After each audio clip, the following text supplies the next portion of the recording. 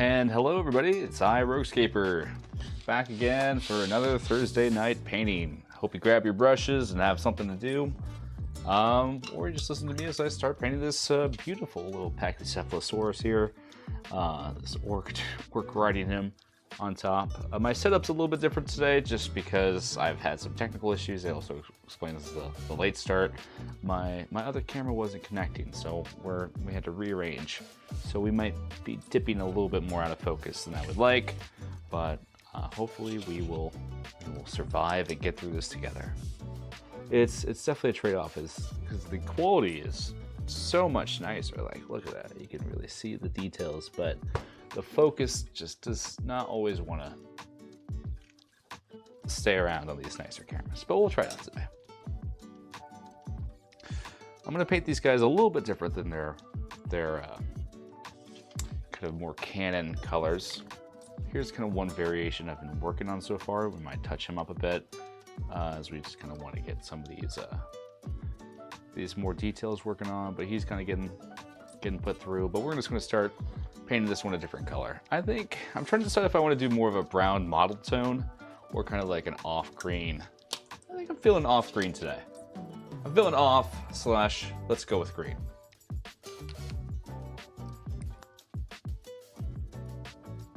Let's make sure we have some audio going through. I think we have audio. Okay, cool.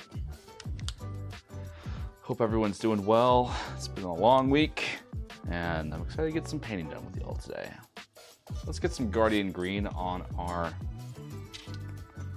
guy here. I'm probably gonna paint all the units, at least most of them, different colors. I think I have like 4 or 5 Ramosaurs to get through, so we'll definitely see some variation of them.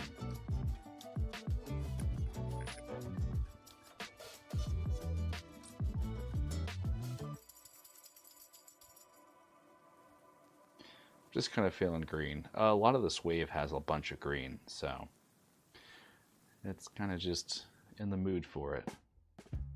Maybe we'll do some fun little stripes and spots on them, just to really make them stand out.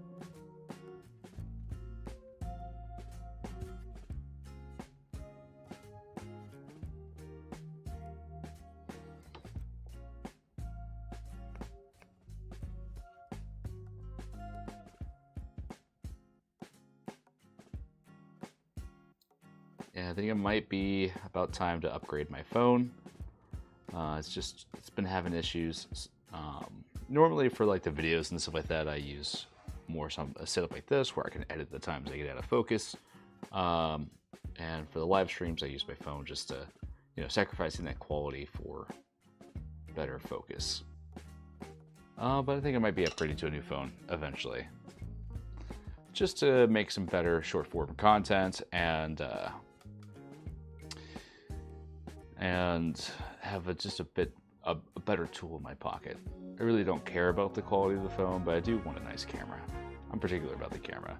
Welcome, Nikitha. I hope you're doing well today. Going green for the Rex reference, of course. But I don't want to use my head. Yeah, that's kind of the plan. I was just more looking at pictures of dinos, and I kind of like I'm just kind of feeling green today. It's my favorite color to work with, and I really just don't want to think. There's some cool blends you can do with dinos, but you have to kind of do them with airbrushes and stuff like that for the best quality. You could do it by hand, but no one wants to do that.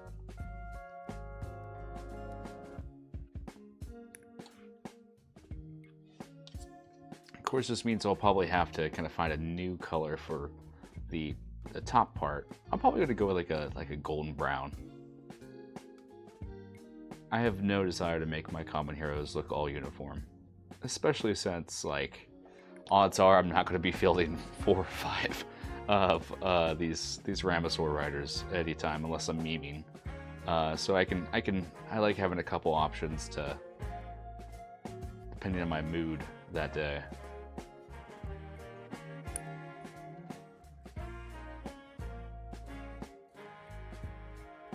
Yeah, they're making a Toy Story 5. I'm not sure how I feel about that. I think the story done been told. I think that's how everyone feels. Like, I don't think Toy Story 4... Well, actually, I do think Toy Story 4 was a bad movie, but it wasn't, like, a terrible movie. It was just kind of an unnecessary epilogue, and I think Toy Story 5 is starting to overstay its welcome. Sheriff Woody is the writer. That's pretty good. Okay, you know what? That's a pretty good... I might commit to that. Sometimes the chat offers inspiration beyond even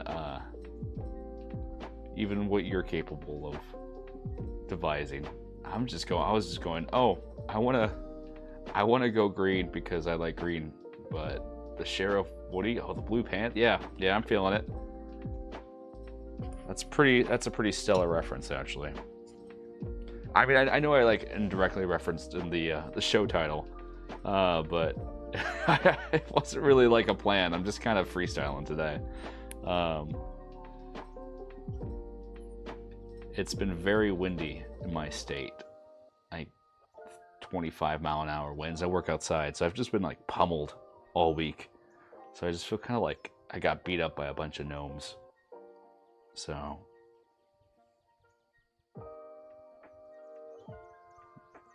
and I had to go to work like 2 hours earlier than I normally do today, so I have about the brain power of a pachycephalosaurus today.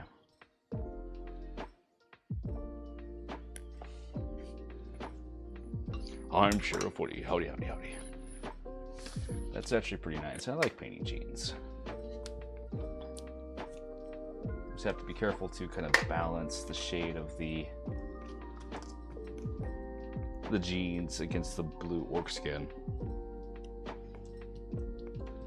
I think that's more close to orc skin there. We'll go with this dark jade and kind of see how we like it.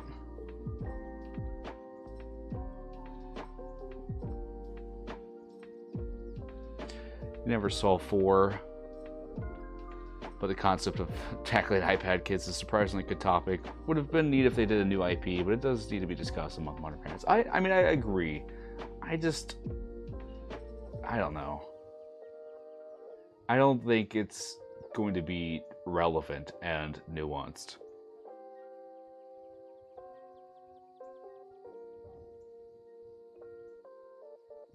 I was taking my kid. He has a little bit of, he needs to take some speech classes just because he just has a little trouble speaking. And they were telling me like, oh, he likes to draw and read and do all these kind of things. And they were like a little happy and a little depressing. They're like, yeah, kids are just forgetting how to draw and read and use their imagination. Like we see it kind of on a day-to-day basis. And that was kind of some harrowing. Like it made me a little depressed thinking about that. I was like, it's not hard. All you have to do is just have them do nothing. But yeah, I don't know. It's just Toy Story is. I don't like I think their second Toy Story is better than the first one. I think their first one is impressive for what it is, but it's impressive because it's the first animation, but it's like saying like Snow White is your favorite Disney movie. It's just kind of like it's really good, but it's not like designed to be your favorite because it's just groundbreaking. More dinos, yes. Not enough dinos. I'm hoping we get that Ankylosaurus that was teased in one of the lore bits someday.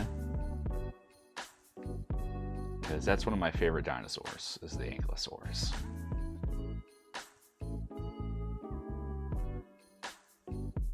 I wonder if we'll ever get a Grimneck 9.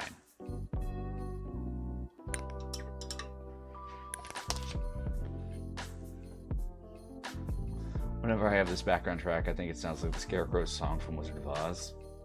I'll have to... If I only had a... No, wait, no, is it the... I haven't seen Wizard of Oz in half a second, but I think I get what you're saying. I need to update my music list. I've been lazy and haven't done it. It's hard to find good music that's not AI generated. It is tough. I even have like subscriptions to various various media sites and stuff like that, but it's just hard to find music that you want to listen to for like 3 hours. Oh, the prior track, okay.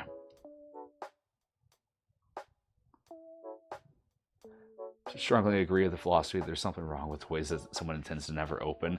That's one thing I love about the Heroscape community. We're the only appeal of like buying still in package stuff is that you have the thrill of opening the package yourself. Like that's the only reason for a markup. But I love how the community just kind of looks at disdain and people are like, you're just keeping it in the box. These are meant to be played with. Give it to someone who'll enjoy it. Like that's a small little thing the community does right.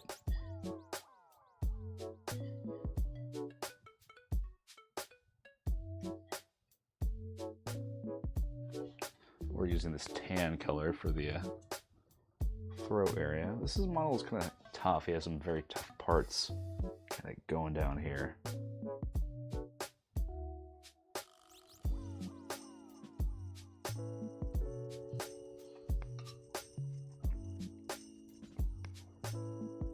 Yeah, I need to take a day and just kind of update the stream. There's a couple of graphical things I want to do and incorporate into the Thursday streams I just have not gotten around to doing yet.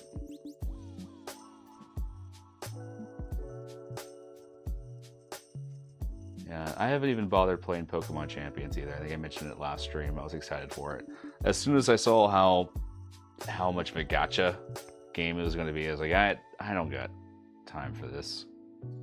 I am not good enough at competitive Pokemon to I'm kind of like it competitive Pokemon like I am at Heroscape.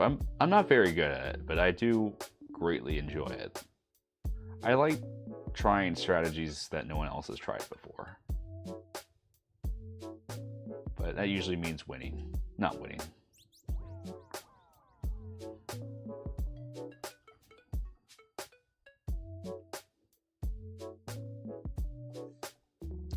Yeah, I have a lot of stuff to get through. This is just the new comments right here. Then I still have G.I. Joe to get through. We're gonna get back to G.I. Joe, but I think I'm gonna save some of those for tutorials because I know people have been asking for some G.I. Joe stuff. I'm hoping to get my my Decker tutorial filmed this week. It is on my tentative to-do list. That's going to be more of a kind of a walkthrough from start to finish, a lot more in depth than some of my other painting tutorials. So, hoping to get that all filmed up. Just painted up the Revenant Acolytes the other day. The sculpts were a bit harder to hit with paint than expected. A lot of nooks and crannies. Yeah, they're a little bit of annoying sculpts, I will say. By like my third squad, because I had like 3 boxes of them, I was like, all right, I think I'm done. Yeah, they have like some annoying little details on them. The cloaks are fun to paint. I love painting cloaks, but all the little bone bits are just kind of tedious.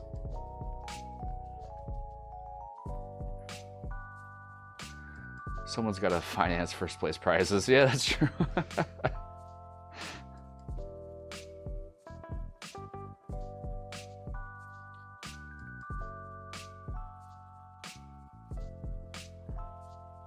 Yeah, I'm going to be going to Chris Perkins' cheese tournament. Whenever there's a VC cheese event, I know it's a trap for me. Just because VC has so many fun little weird guys, and I'm always like, oh, they're traps. They trap me in because I'm always like, I could just play this generic army or this classic army I know very well, but then I'm like, oh wait, there's Visceron the Blood Knight. Who's this guy? And there's just a bunch of guys that are like the synergy webs trap me in trying to build something too complicated. And it's a character flaw of mine. I should just be like, nope, keep it simple. With Thorman coming, I know he's going to be sneaking my way into a lot of my armies.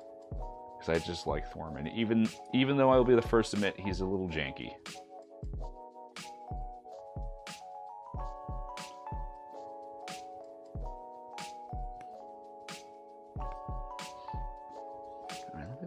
picture of Woody.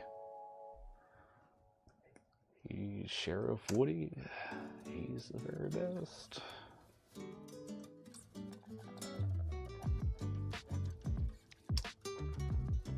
Oh, that shirt is so much more work than I want to do, but okay. He's got the outfit for it. I could actually do that pretty good. Okay. We'll do it.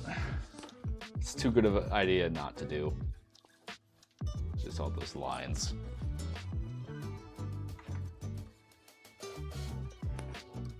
Probably for the rest of the some figure I have a bunch of comments on. I'll do another stream like I did for the gallery, and I'll just have chat tell me what they want me to how they want me to paint it. That was pretty fun, even though it did bring about the notorious flesh fish that still haunts me to this day.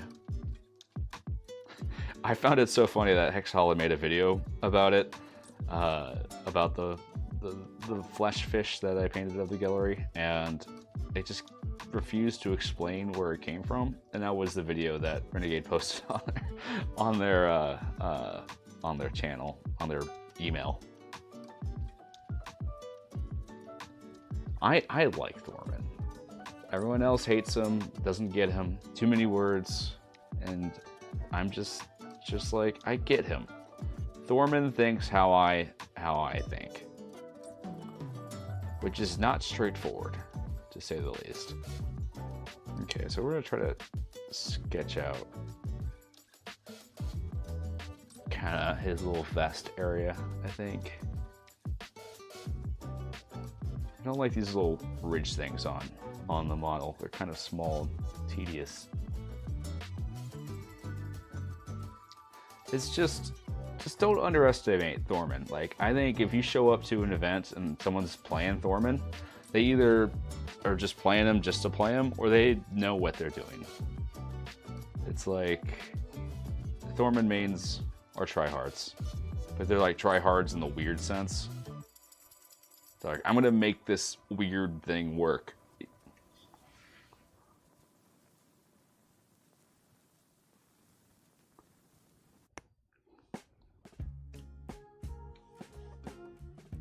It's kind of how I was when I was really playing Super Smash Bros. I was like, I'm just going to play the wonky, weird characters. So I was like playing Rob and Mr. Game & Watch when it first came out, when everyone thought they were kind of bad. And then toward the end of the game cycle, I was very disappointed to find that everyone thought they were really good. So everyone thought I was just using like A-tier trash. I was like, no. I was just trying to be a little hipster here.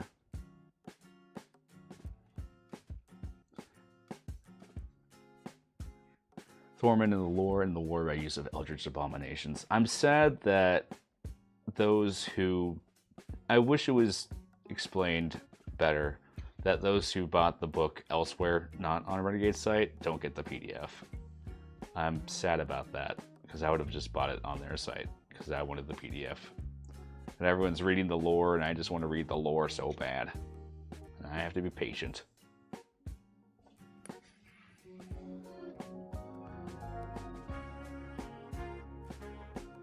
Yeah, I like anything that enables heroes to be stronger.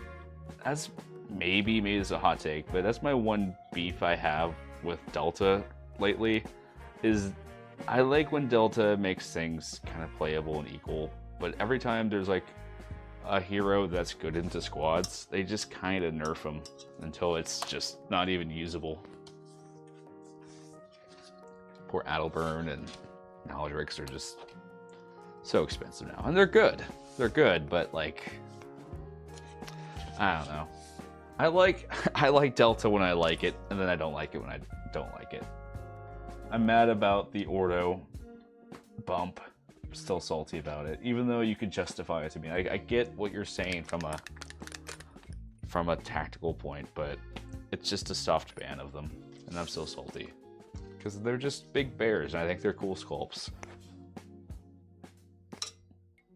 Put the hero back in Heroscape. That's what I'm saying. Squad, like, if I had a hero that could occupy 4 spaces on the map at the same time and make 4 attacks of 3 and had 4 lives, you would say, oh, that's a pretty strong hero. But a squad can do that for 65 points. I don't know. I get it. It's just how the game works. That's how the game is profitable, is the squads. But I did enjoy the Gen Con meta, where it was just kind of smaller army cores, even if there wasn't a lot of variety. Yeah, I wish at least one of these commons that came out now was available for last Gen Con. It was just the first releases weren't really even like usable even for army building.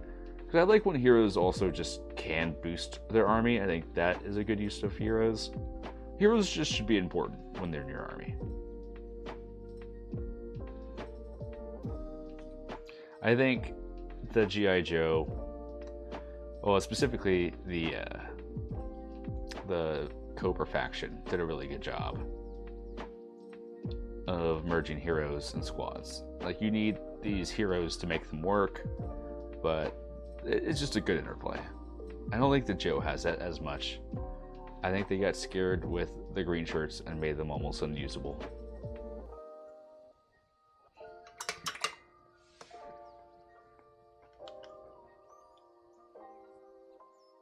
Getting there.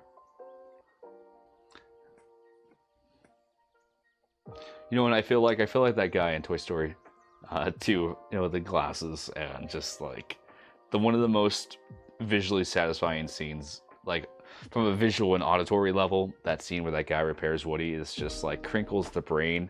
It's like ASMR before ASMR existed. It's just, it's a pretty good scene.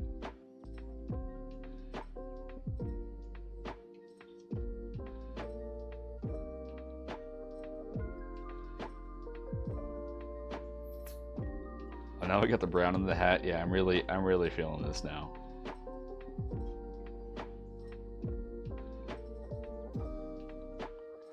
Yeah, always vouch for unlimited range cheerleaders like Subakta and Mins, who did then do something useful in the end game. Yeah, I think like we had those ones really early in the game space, and then we kind of stopped doing them.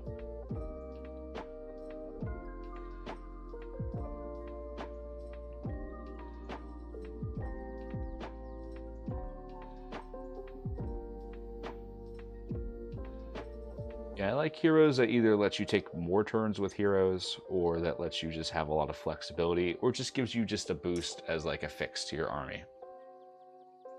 I mean, Viennock Warlord is probably one of my favorite units, just from a visual standpoint. I love me the Vipers, and he just kind of can sit there and still earns his points. And then once all your Vipers dies, he can, you know, 4 attacks, 6 life, can, I mean, he can get some key hits in.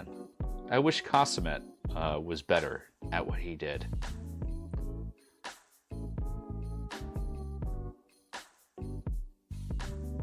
If Cossamet just had a little bit more defense and a little bit more life, he'd be fine. Like, he occupies one part of that you were talking about. Like, he's a good sit in the back, but he doesn't do anything in the end game. And I never understood that. Let's just get rid of range 1 auras, unless they're like specific, like for designed around range guys, but just the range 1 +1 defense auras that kind of plague the game, or +1 attack for like melee units was rough.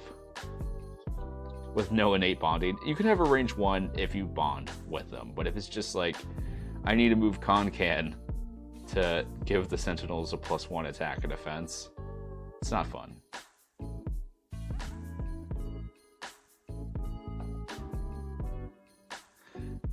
I hope we do get like a Rannoch Warlord for the Rannochs, kind of the same sense the Viennock does, because I think they just need like a little boost. I don't think they need like a movement boost, but even just kind of like a flat 1 defense for all Vipers you control while he's alive, I think would be, because it's like you go from like 2 to 3, you know, it's not that strong, and then your Viennochs have like a chance to survive. Or even just some flat hunter enhancements. I don't know. I feel like I really like the Rannochs. I think they just need a little booster.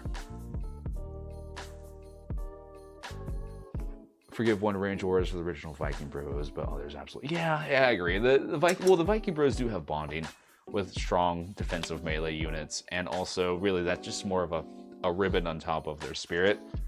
So that's forgivable, but you know, you have if Quintella Gwyn just had a range of 3 for elves, she would be used, even if she was like a little bit more expensive, she would be used all the time. But who else got consummate Quintella? Dumatef guards are kind of like this weird thing, because most Devourers don't like have special abilities that don't rely on attack. I don't know. This is kind of an early game. I felt like there was more for that faction that was kind of planned that never just kind of came out. I hope we get some more wolves. That's kind of like a classic faction that hasn't been seen in a while. Yeah, there's a lot of design space for hunters. I feel like hunters are 1 unit away from being cohesive. VC has tried, but it's still kind of wonky. Like, there's a lot of talks of taming the hunter in the lore, so I'm hoping he's kind of that unifier.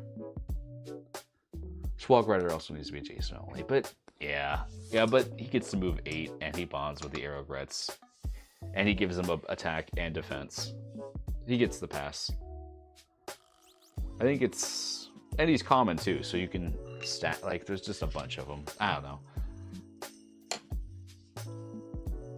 But imagine if Narak just had to be adjacent to someone to give them defense. That'd be really tough.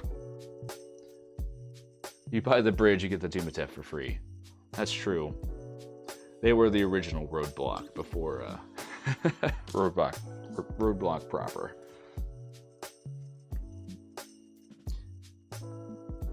I think the bridge set is probably the original bridge and tree set is the most important one to get. I don't think it's the best one, but the way it changed your classic battlefield so significantly with road and bridge and trees, like it transformed it from like a flat game to a very dynamic game.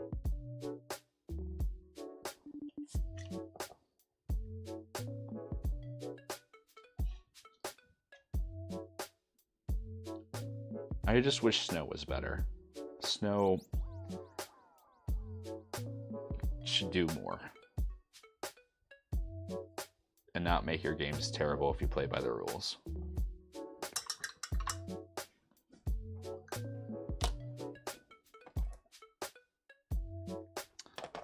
Okay, what do we want to...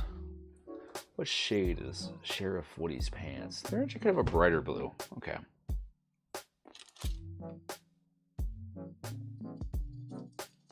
Still gotta keep it this jean blue so it doesn't look like he's just not wearing pants.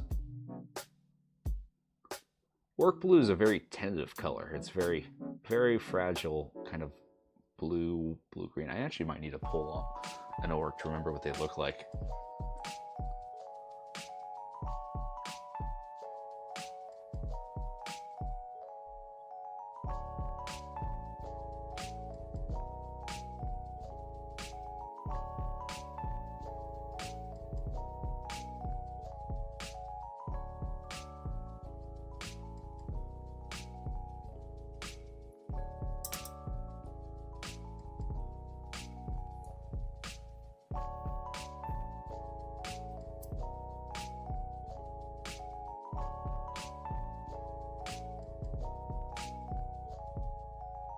It has lots of little tight corners, so you have to kind of navigate around.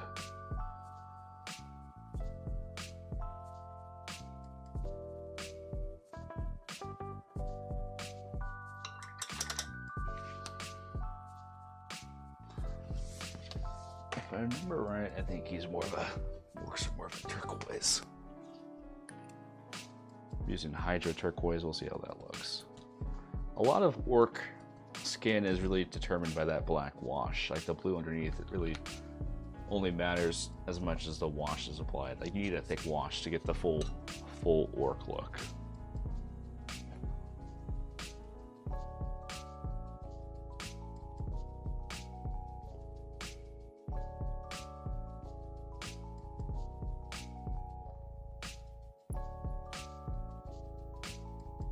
Doing any Alliance War? I am, yes. There's one in Wichita I'll be driving to, so I'm excited about that. I was happy it's a 2-hour drive, but that's a 2-hour Kansas drive, so I'm like on a straight country road, so it's not a bad drive. The Wichita crew is pretty nice.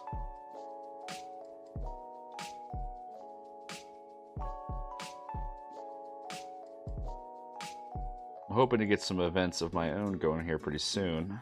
Once my parents' event center has some more cleared up space, they get a little busy. They have a like a remodeled barn on their property to use as event centers. So hoping to get that going, but no, I'll be driving down to that one.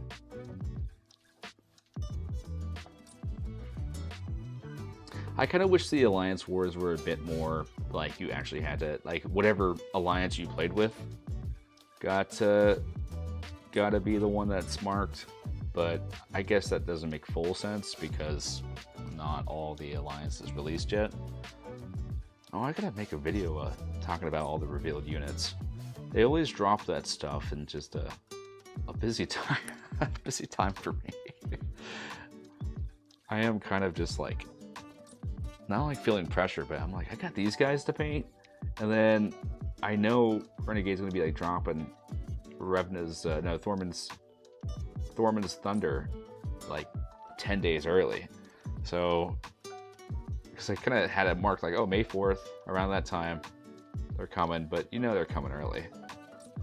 So, there's just a lot to open here, which I guess there's worse things to have happened, but from a creator side, it is definitely, you have to be on top of your game.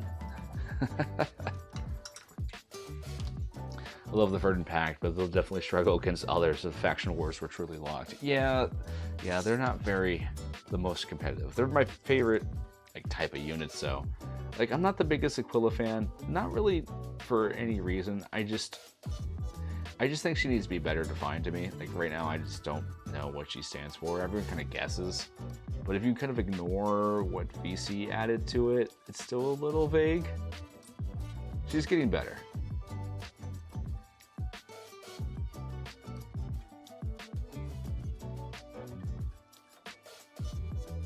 But I'm hoping the Boar Rider bios really explain why she has Aquila, besides kind of just like guessing. I'm hoping that they release the original Axe Grinder bio. Like, that would be a great like Rosetta Stone for Aquila.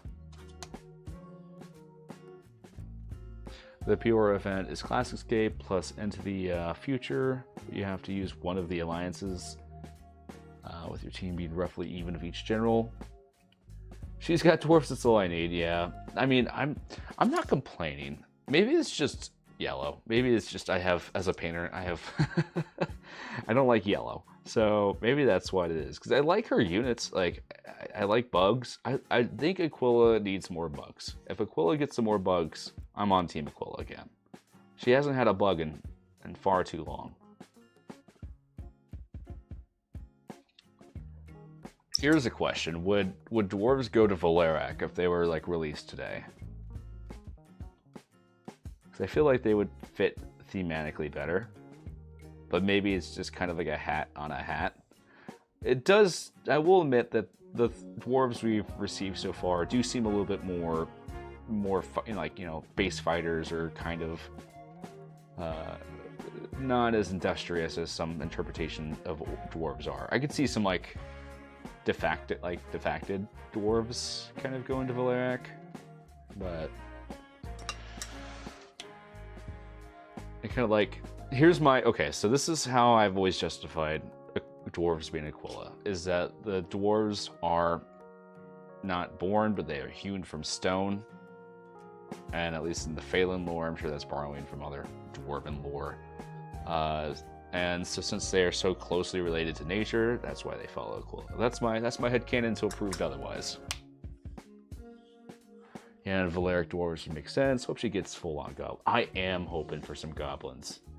From what we've seen of Eel, it's a fun take on goblins. I think they're distinct enough from, like, you know, your D&D and Pathfinder goblins to really warrants inclusion.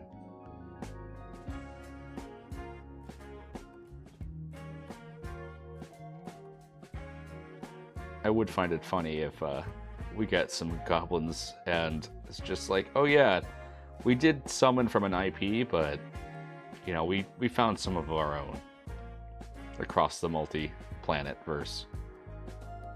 I do think it's interesting how Heroscape isn't really multiversal. Like, it doesn't summon from different dimensions per se. It is kind of, at least as far as we know so far, it's just different planets. My headcanon, my big tinfoil hat theory, is that Valhalla exists at the end of time. That's why you can't summon from Valhalla, like Valhalla's past.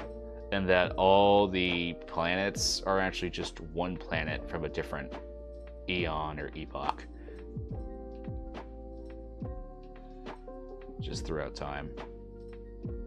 It would explain why some, like, Sonlin has dragons and other places have dragons. If Phelan and D&D can share dwarves, they can also share goblins. No, I have no problem with that. But the D&D dwarves are taller. That's their that's their distinction. No, I mean, it's just kind of the part of the IP. I'm hoping we get some non-D&D lizard folk. I think that would be cool. My pitch is to give a new species for Grut and have and have like dinosaur folk riding orcs around. I think that would be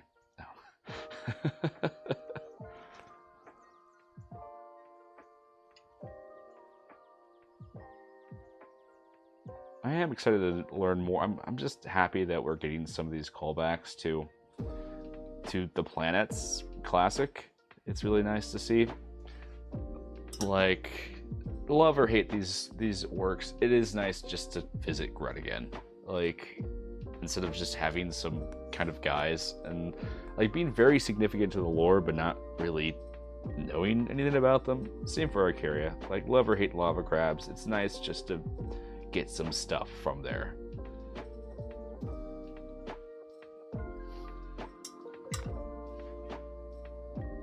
That would make all figures historical. Yeah. Someone's future, someone's history, right? I don't know. There's just some weird connections out there. It's just I have a lot of weird theories that aren't true and aren't based on anything. I think Revna doesn't do true necromancy, and that she summons aspects of that unit she revitalizes from Valhalla's past. That's why she's such a disruptive figure. Like, she's kind of causing little crinkles with each revivification she does. As she's drinking from the wellspring and summoning from it Valhalla's own past. Kind of creating mini paradoxes with each revival. Or she just be raised to the dead, which is a lot simpler and easier to explain.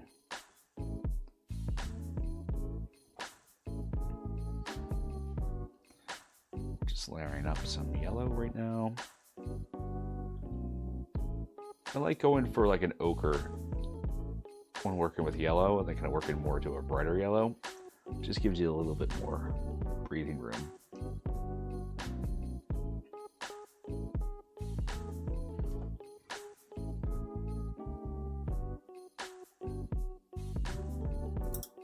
Has anyone ever died in Heroscape lore? I believe some people have. I mean, Valkyrie, I know, has been confirmed dead. Heroscape lore is messy at best. Supposedly Torkulna died in his confrontation with Drake. Utgar is supposedly dead, but we all like, yeah, really? Utgar's dead? Why is his name still on the cards then?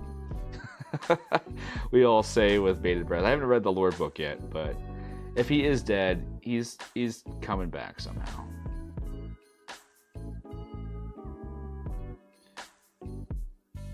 I was kind of hoping that, like, even though it would be a mechanical mess for the game, is that Utgar's cards just said Lobi attack on them for a little bit. It would make the alliance feel a little bit more stronger, I think. But I get also that they're like summoned by Utgar and they're Utgar's units, but I would have loved for the change to be that drastic.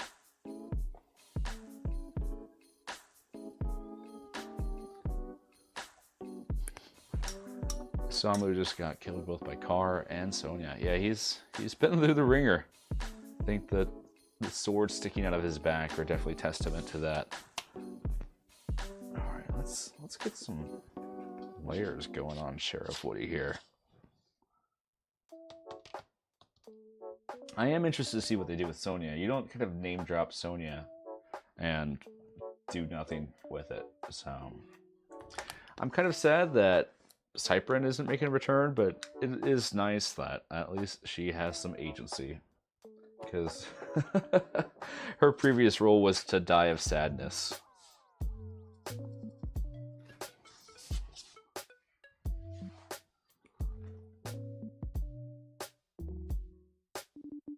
No, the only problem I have now is I'm just impatiently waiting for the new stuff to arrive. And it feels like every time I get the new stuff, I'm just still impatiently waiting for more new stuff. I'm a very impatient person.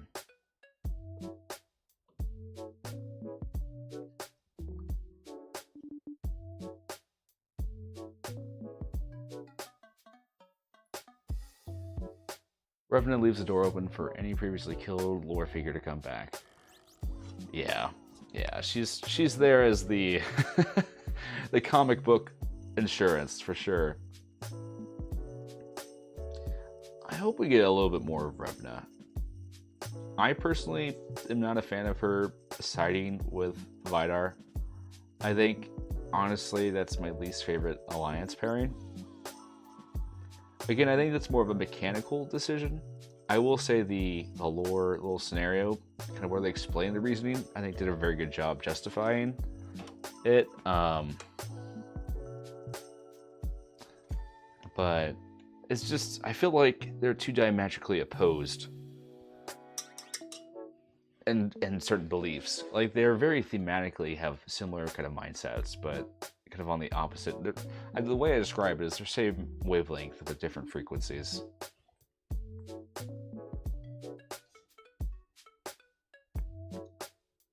And also, I think it would have been cooler for Vidar to go with someone that doesn't have a lot of like innate tech abilities. Like, imagine if Vidar went with Ular. I think we would get some cooler, or even Aquila.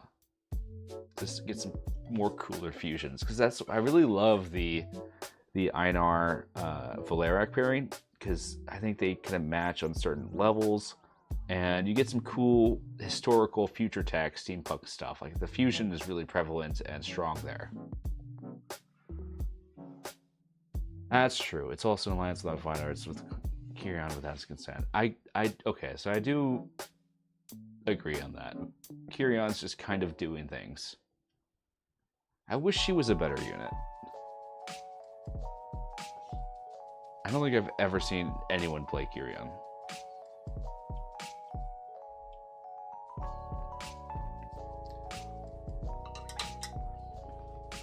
I think it would be cool to get some kind of hybrid, like construct Kyrie for Vidar, kind of as his squad, kind of like he just kind of uses Soulborg tech to make some Kyrie protectors for him. I think that'd be a really cool addition.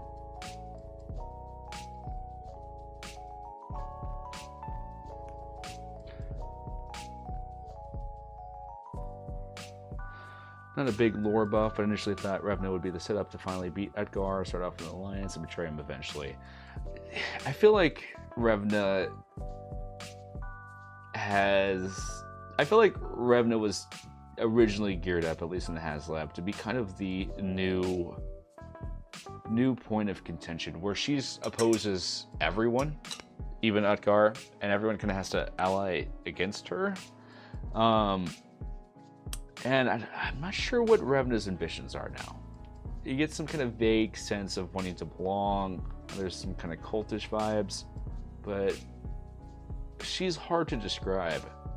I was working on actually a lore video for last Halloween about Revna, and I just felt like there wasn't enough information out for me to do an adequate job. So I kind of put that one on the shelf for maybe this year, get some more insight into her. Revna is just Valkyrie with extra steps and less comically evil. Yeah, I miss Valkyrie. I think there was something kind of fun about Valkyrie's characterization of like a mad dog on a leash, where he's just kind of rampant. You know, I love how the VC community really kind of, I think, really honed his personality, and it's, I think, became quite distinct from both Utgar and Revna's now. I do think we need just kind of this sense of mindless chaos, which I don't think Revna does a very good job of inhabiting. She definitely does seem to be more controlled chaos. Just like, oh, let's summon the world eaters and the death causers, just because we can.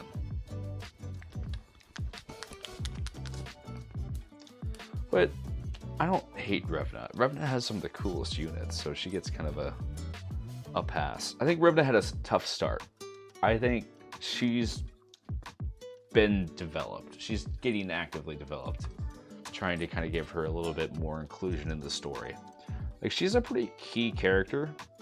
Like, Valeric has kind of had a slow start, like, in doing things. Like, I mean, it's very true to Valeric's character is just kind of, it goes in with a plan. And Revna's like, friends, no friends, and then just kind of is doing her own thing now.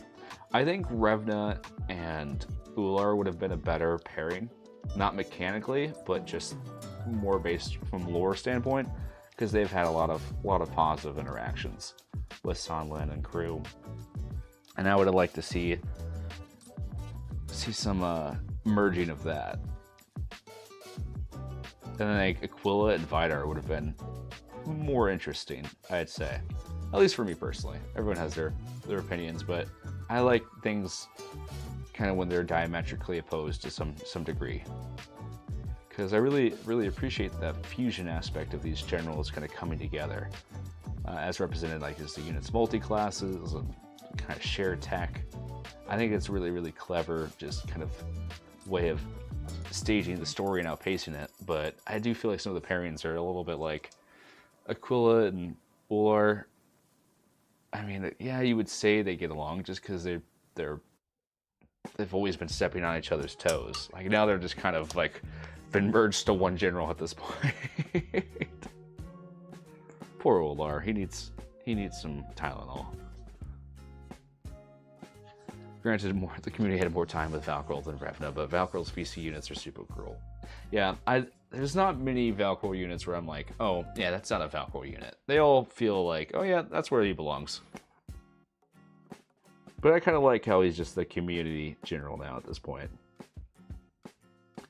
I always found it so funny that Valkyrie summoned 2 units, and then Vidar said, all right, that's too much for me. I don't like where this is going. I'm betraying you all.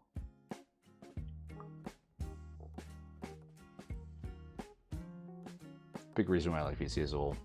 Yeah, I like VC. VC definitely, I mean, has some really good units. And just for how it kept me sane all the years that Heroscape was away, cannot be understated. Just looking forward to the new releases and the guides. I do think VC has trouble now with Heroscape being actively developed, where I think it limits some of their design space because they don't want to break any future designs, because they're pretty much working with like, not with, but like they have to keep in mind theoretical units that could come out anywhere from any time. There's a couple VC units that need some booster though,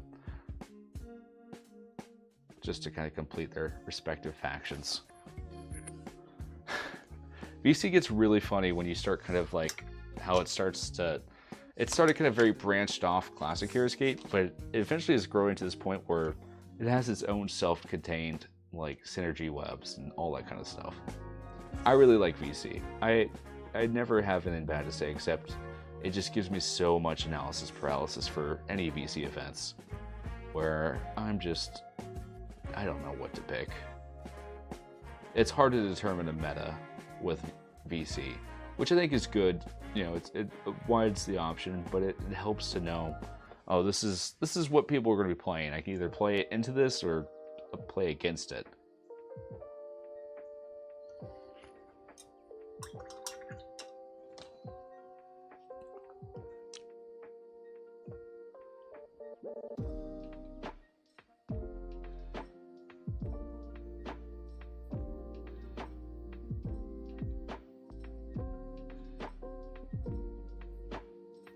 I'm really liking how this is looking so far.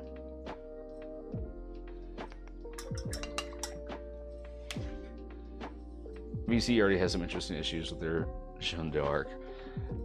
I mean, thankfully they're the same name, so you can't field them both, but ironically, for the new Secrets of the Citadel Jeanne d'Arc, it's the best person like that night tag comes into play with is Jeanne d'Arc, so it's I mean, I think it just shows that that's a character that needed to make its way into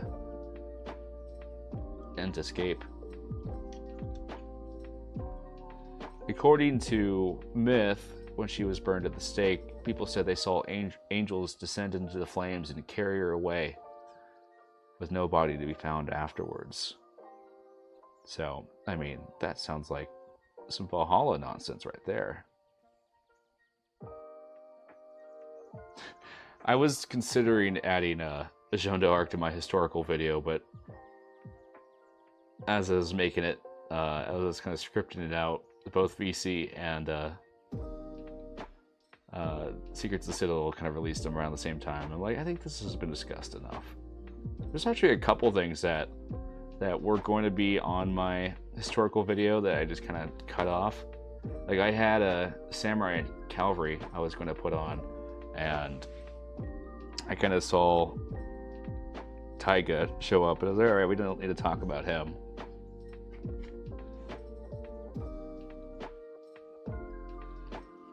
Which I'm pretty happy about.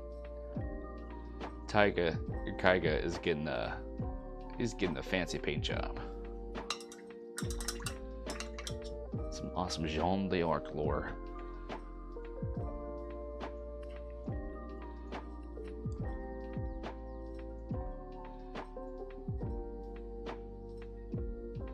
Yeah, when I was doing research for that video, I was like, I think I know a little bit too much about some historical stuff now. That was a fun one to make. That was probably my favorite video of mine I ever made. Just because I felt like, even if you're not a Heroscape fan and you're just kind of like want to know some fun stuff about history, I felt like it was just a fun one to edit.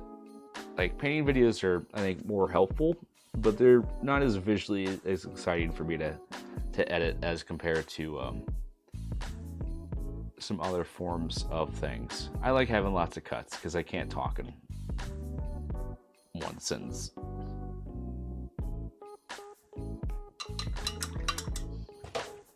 I think the next one I'm going to make is the terrains I would like to see added to Heroscape.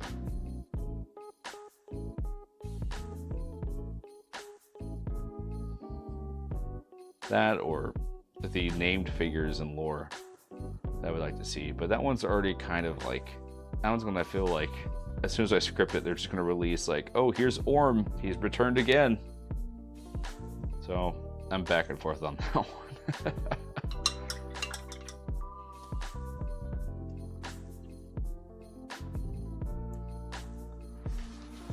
Okie doke, let's.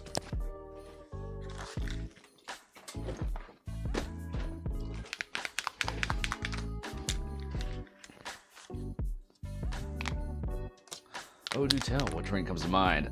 So I'm still kind of drafting it. I'm in the drafting period now. Bamboo Forest, I think, would be a good one. you know, Moabite desert structures and cactus terrain. I think simple stuff like fountains. Like here's a model actually I have that I want to kind of do a representation of, like some like fountains and just some more kind of scatter terrain type stuff. I think would be really nice. You know, buildings and stuff that's not just kind of modular structures, but you can just kind of put on as a blocker would be nice.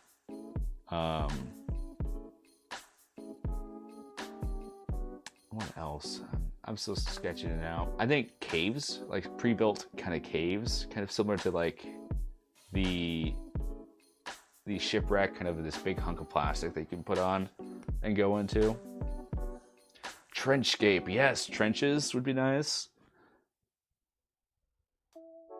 I don't know. I haven't. This is just kind of me still sketching out some ideas. Teleporting gates, or just kind of fancy gateways. Just something to make the terrain a little bit more interactive. Oh, deciduous trees. Instead of conifers, just get some deciduous trees. I think would look really nice. Viking longboats.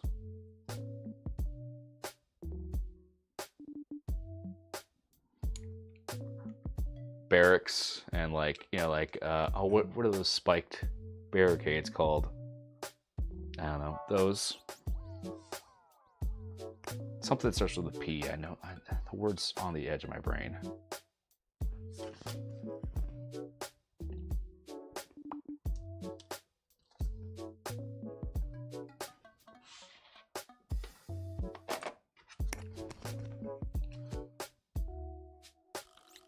And some sci-fi terrain for Vidar. Like Vidar's kind of getting closer with the G.I. Joe walls. You can have some terrain for his. But imagine kind of like some crashed spaceship terrain. Also like terrain from different planets kind of being summoned in. Like imagine if we had Solborg factory parts and Morrow like plants. Like just kind of diversify the planets a bit. Have some of the respective stuff coming in from them. I was gonna have giant mushrooms, but those got summoned. Oh, like kind of carnivorous plants I think would be really cool. Some giant Venus flytraps on the map.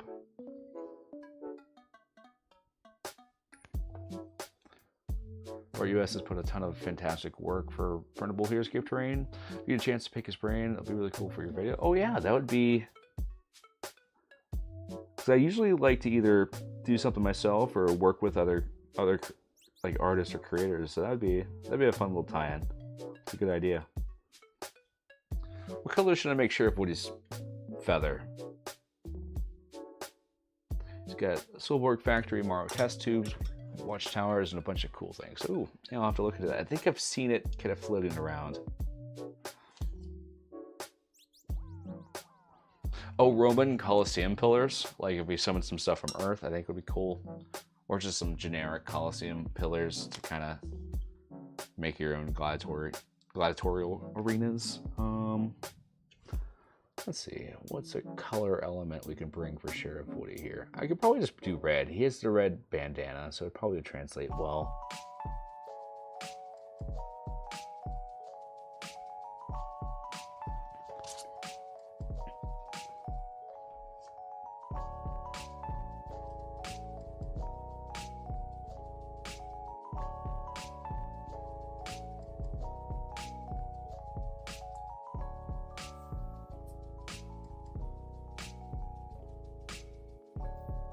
He's Sheriff Rami.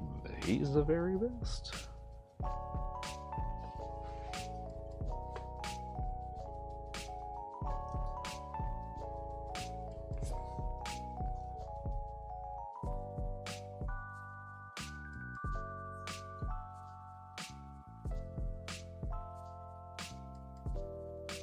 Final scenario, and the tome actually opens the door from terrain from other planets. I know that was something that was discussed in the HasLab day. So hopefully, I haven't read it yet, but hopefully they bring some of those elements into the plot, which I think would be really nice. That was kind of my favorite aspect of the HasLab is like, oh yeah, reality got open and split apart, and things are just kind of crashing to Valhalla.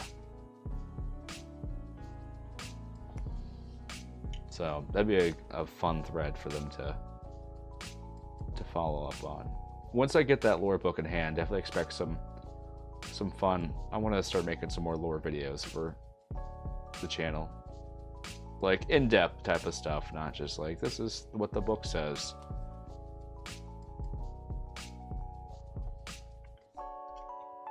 Just because they're kind of fun to edit.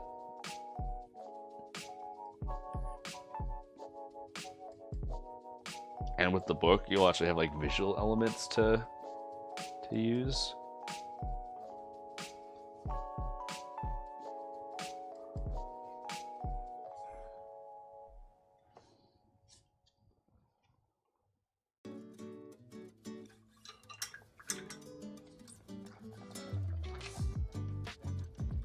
Let's see what Rex's belly looks like. I think it's more whitish. I might not do that though.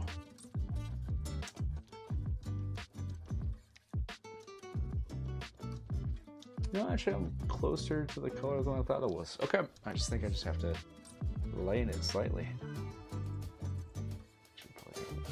Gray. Just for a little bit of highlights here.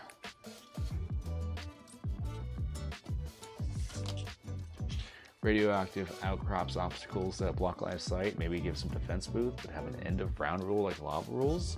That'd be cool. Actually, I really want geysers like that kind of allow you to get to high places, but maybe can wound you. I don't know. That'd be kind of fun.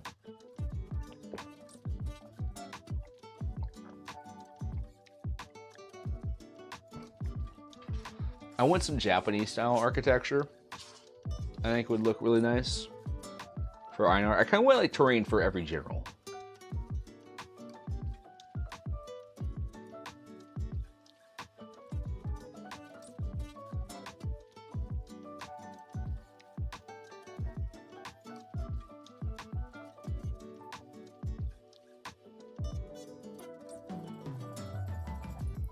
Uller gets some like tree forts.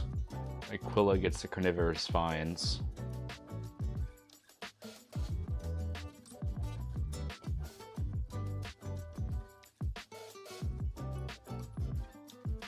Einar gets some kind of samurai or Colosseum stuff. Ooh, what would be a good new terrain for Utgar that we haven't like already seen?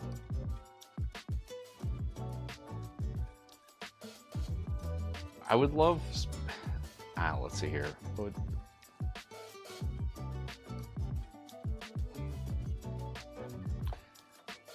Yeah, I'm not sure for. I mean, Utgar has his terrain already, which is lava. Like that's his terrain.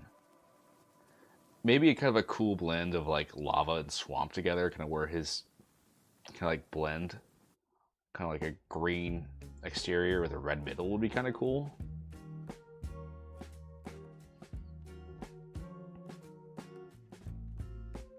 The fire swamp stuff. I want some stuff with some floating elements too, kind of like floating, like weird ancient structures. That could have like some clear pieces for some kind of simulate flight. Because for a race that has so much wingedness about them, the Valkyrie, at least on the Kyrie, don't have a lot of like extra stuff that's not on the ground representation. It's all very ground based.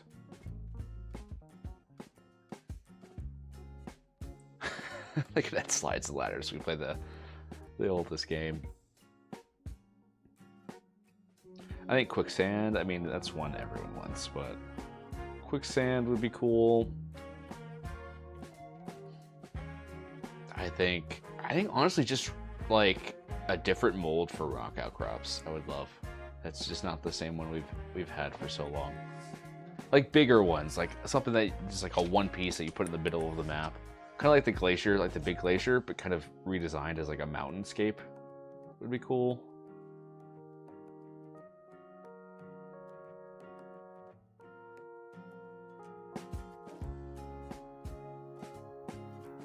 gonna make his beak like a grayish.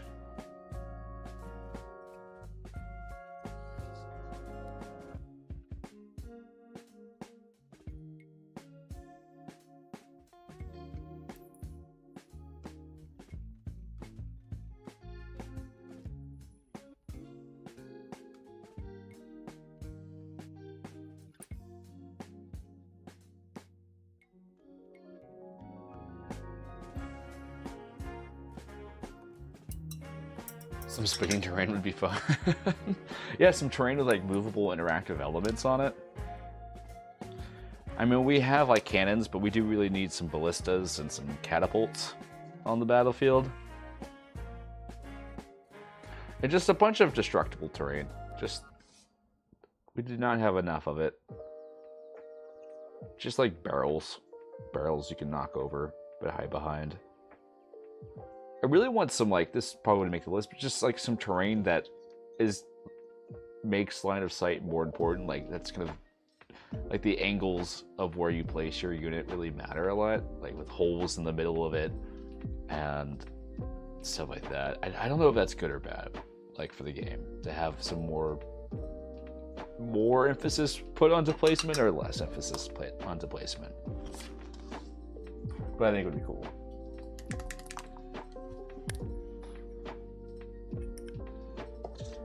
Add even more complexity. I can handle it.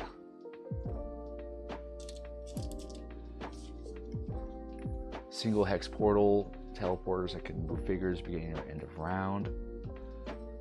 Some kind of moving terrain. Like, I would love those siege towers that you could put like units on, kind of like in Lord of the Rings, where you can just have like huge units, push them around for some different stuff. Pits, I would love, like, droppable pits. There's a lot of stuff, and not all of it's realistic.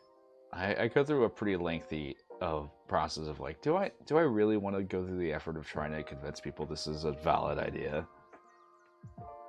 And sometimes it's just too much effort.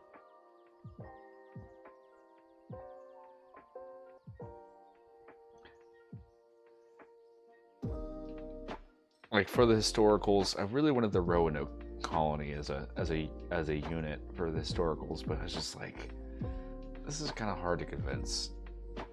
And also, I just could not find any models of the Roanoke colony to paint up, so I dropped that one.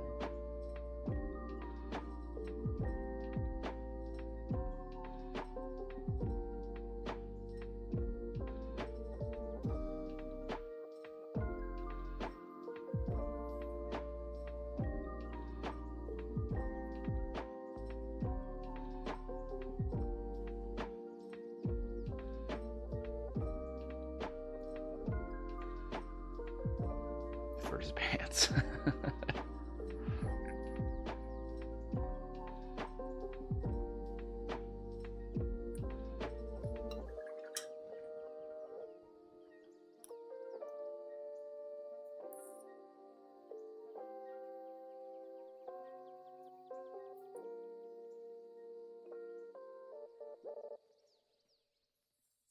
I'm just a little off in the shade of the pants here. Speaking of pants.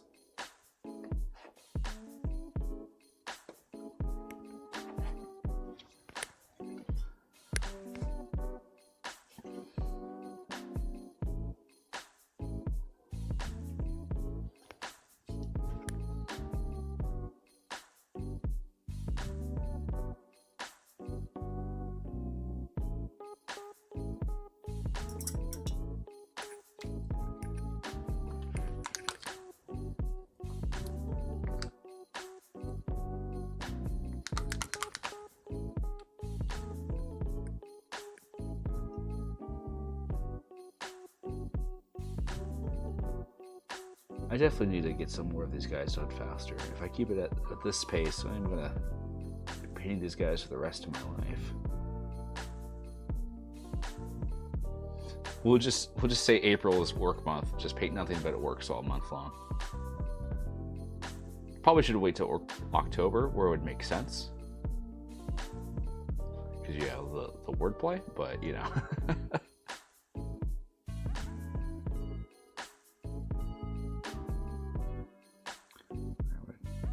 take his little thing here and turn this to a bandana. Get red on my white I just applied. Yeah, the red's tying it together.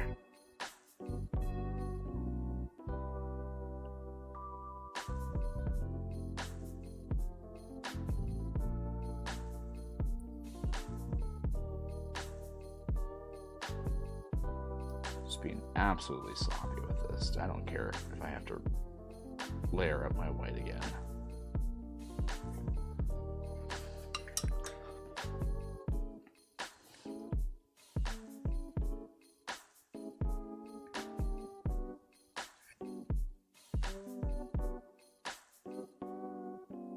Might need to go to a smaller brush for some of these details I'm wanting to do here.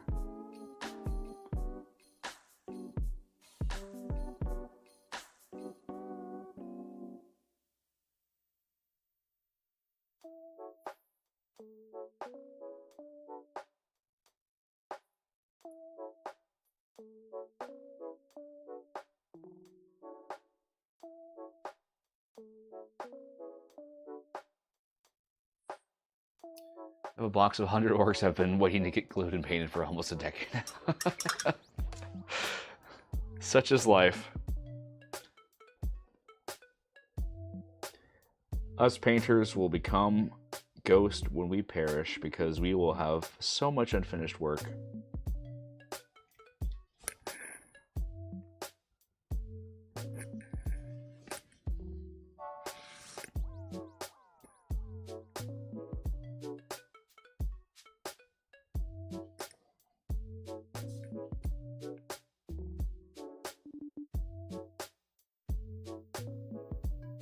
I really don't like gluing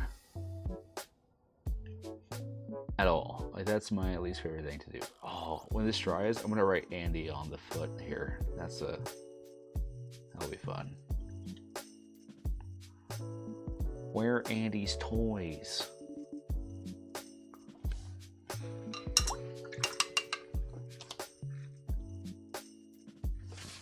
All right, let's get some highlights on our leather bits, just because highlighting leather is pretty fun. It's a fun process. I'm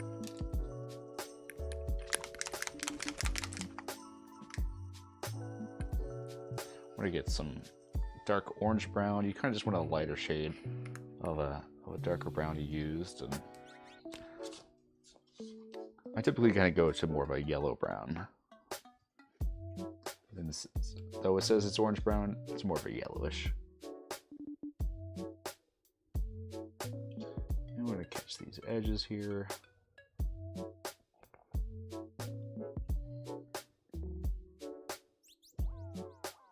Good thing about leather is you be kind of scratchy and messy with it, because leather is rarely kind of intact without scratches and buffering on it.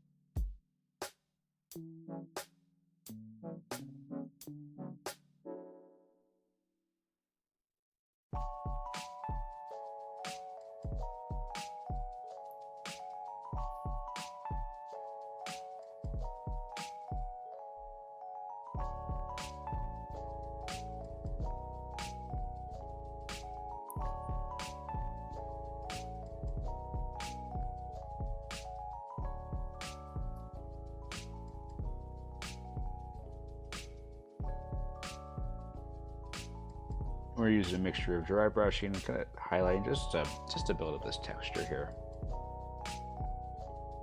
A little bit of stippling as well.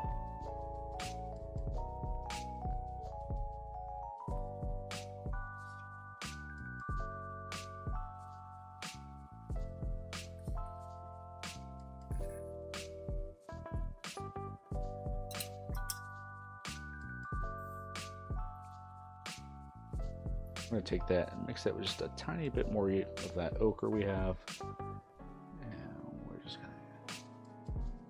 just a bit higher of a highlight. We're going to tone this down with a glaze after kind of get all this laid down. So we went a little bit brighter than normal.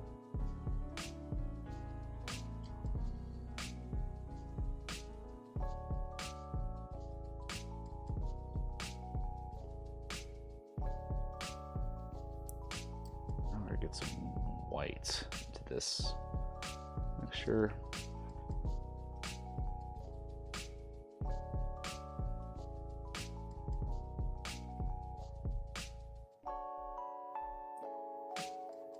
The rare instance we're having kind of a rough brush helps because you can kind of get that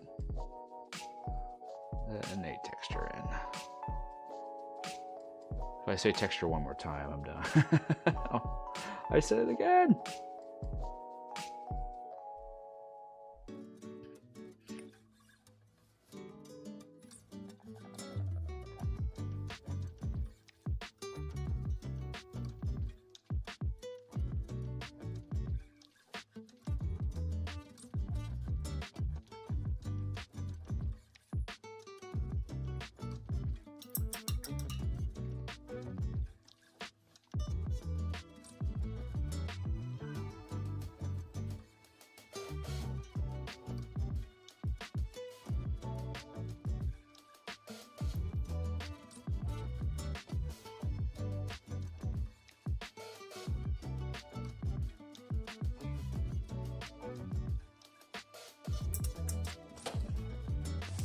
Okay, we're gonna let that sit for a second.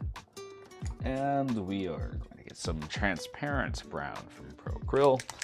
This stuff is kind of like a, I don't know how to describe it. It's kind of like a glaze, but it comes out pretty thick. So you get to kind of control the viscosity of it. I usually take this and mix it down with a bit of water to it's where I want. Straight to the bottle, it will kind of ruin any work you've done so far.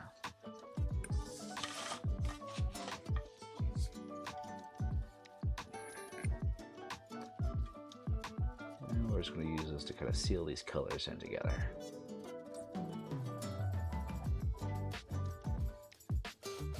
I like using like washes and transparent paints as glazes a lot.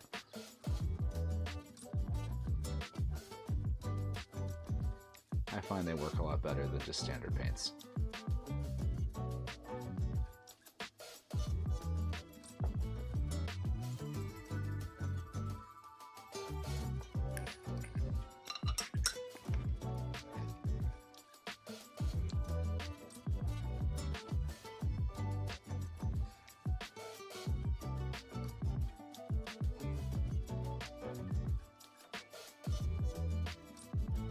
We're mixing some white into this gray here,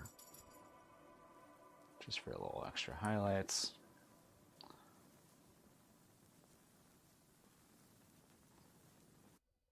You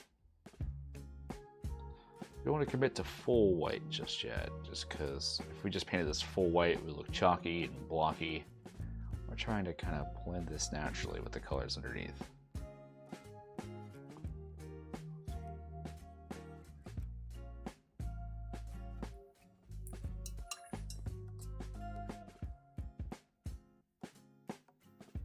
Probably won't be doing the line work on the patchwork, like the cow print on camera. I think that's going to require a little bit more focus than I can give and talk at the same time. But we'll try. We'll try.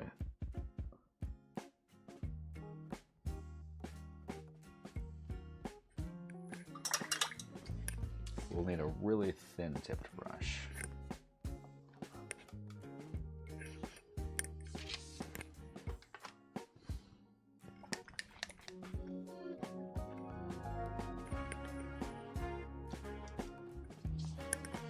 Let's get some.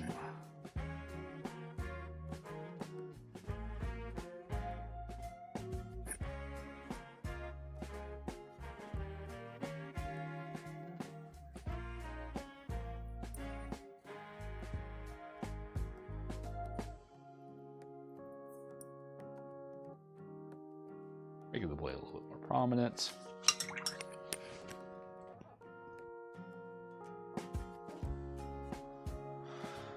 Let's see here.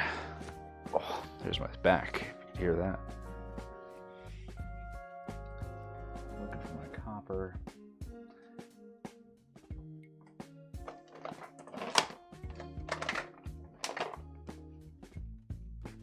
If I can find it. Actually, let's take a quick stretch, because I think I've been hunched over for far too long. Be aware of your postural pain. If you leave your painting job hunched over and unable to move, you're among friends.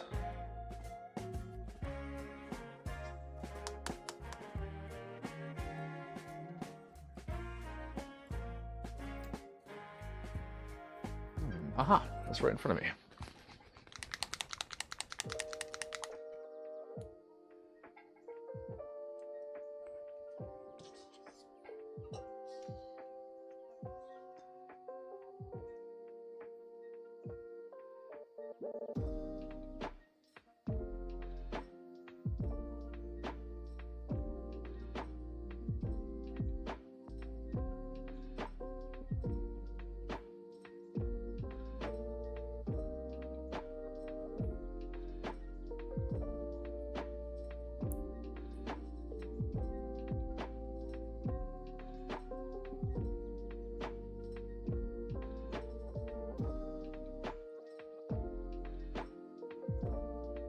This is Procryl Copper.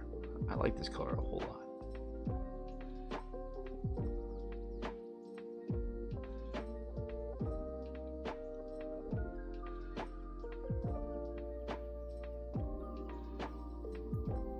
Our posture's been killing me during painting. Yeah, it's tough because when you do it, you just hunch over and you want to get all the good angles. Really been liking your texturing that you've been applying to your models. It really heightens them. I also need to study texturing a bit more. I'm not the best at it. I kind of just do more of a basic get it done method. It's something I think I need to refresh myself on a bit more. All right, let's get some of this highlights on, start pointing this up, ruining the layers beneath. Alright, there we go. We're using some light ochre to layer over this, just to make it look a little bit more punchy and filled in.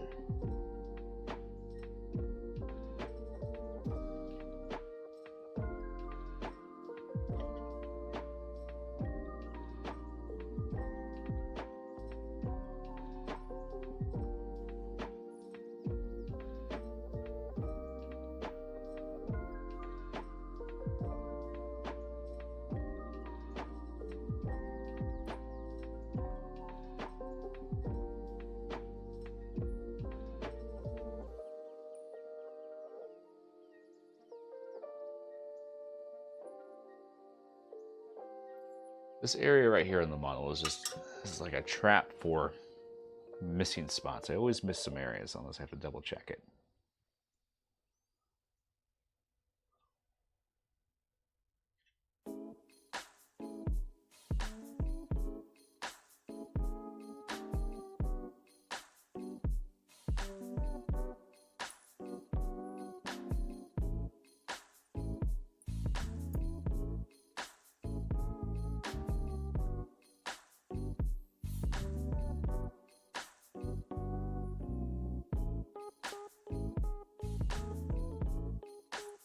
I think actually there's another event in Wichita I'm going to in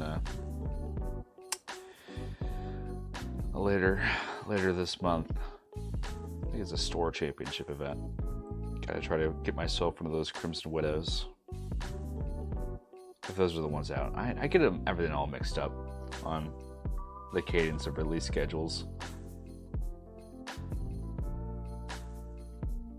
But I'll be excited to go to that one. It's been honestly too long since I've been to an event. I'm starting to get kind of the itch again. I was at an online event, but I got the buy, the first one. So I've just kind of been sitting around waiting for my turn to lose. all you've been doing this whole stream is base coat touch-ups on Maladrix. Queenie has lots of different ankles. That is perfectly understandable to be touching her up this entire time, if not longer than that. See, I like Maladrix better than Bug Bowl because at least when you kind of get it all done, it looks nice. Just because it's such a cool model.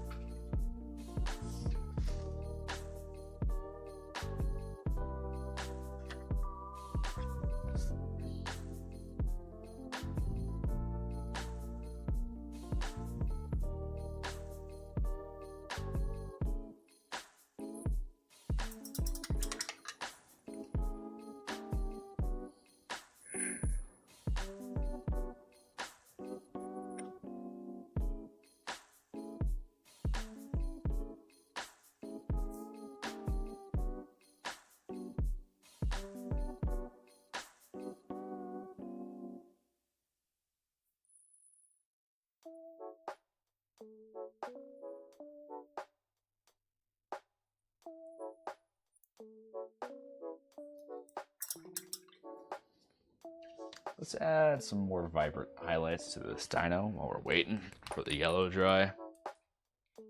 You probably can't tell it all from a distance. It adds up. It's not like the one correction, but it's kind of the sum of all of them coming together.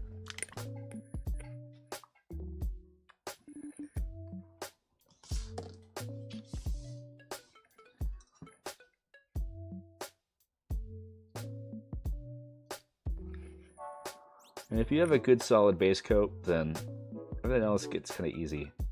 I have a habit of just kind of brushing past the base coat because I want to get to, because base coating isn't fun. It's not sexy.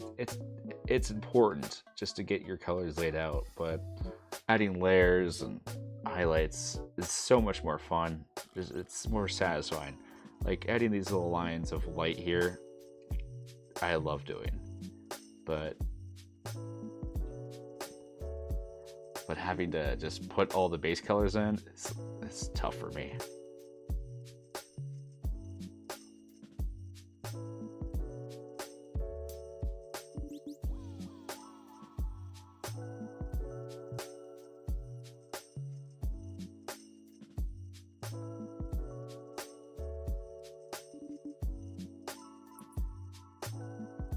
Really did the green for the dino. Yeah, I'm really liking where it's going. It's a little bit more interesting than the gray. Green's a fun color to work with just because it's hard to mess up. Pretty much the key for green is just to start with a more blue-green and then work your way more towards the color yellow.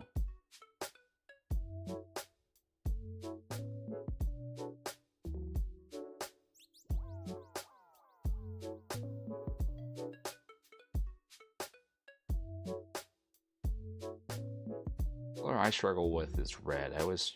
Red's a finicky color just because it's always highlighting it. You don't want to make it too pink or too orange. It's really hard to maintain that like pure yellow color, pure red color.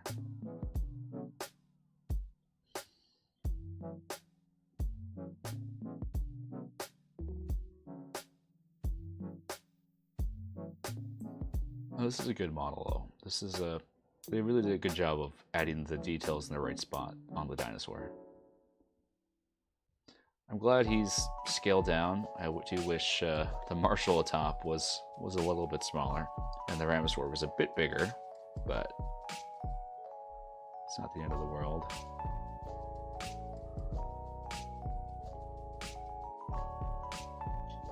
I'm adding just some thin kind of scratch marks where he hit his head.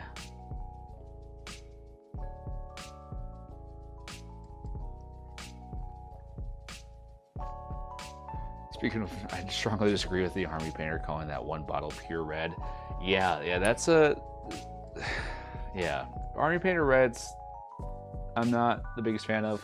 With one exception, John Blanche did release some colors that I think are a lot more close when you think of red. when you paint it. This is the resplendent red, which I really like. It's a little bit more orangey than you would like, but it's a really great base. It's more close to standard red. Really, if you're looking for some really great colors, get the John Blanche Army Painter sets. But I really like this resplendent red for intermediary highlights.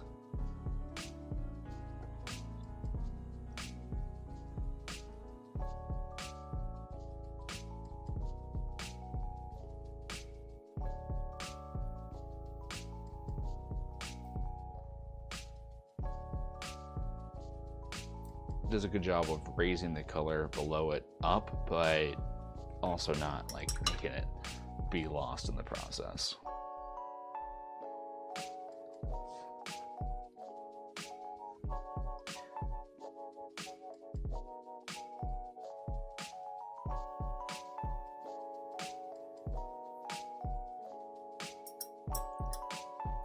Crimson red, dragon red is much better. Oh yeah, yeah, that's true. I always forget about dragon red because I, for some reason, don't have. Oh wait, no, I have crimson red from the. I forgot about the color. It's on the Heroscape set I have. That's this one I kind of missed over because I prefer the Proco reds just a lot more either way. But no, that's the red people think of when you think of red. Pure red is like grayish pink. I don't even know how to describe it. It is a. This is scarlet red, which is closer to more like real red. Army painters are usually pretty good at describing their colors, but their reds, I agree, are pretty not properly titled.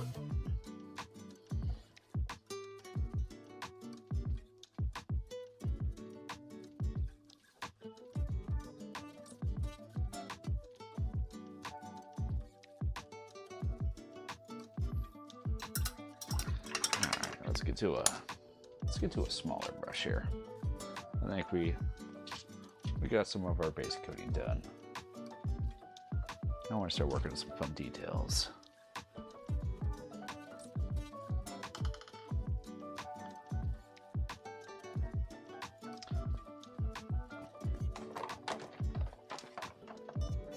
If I can find where I put it at.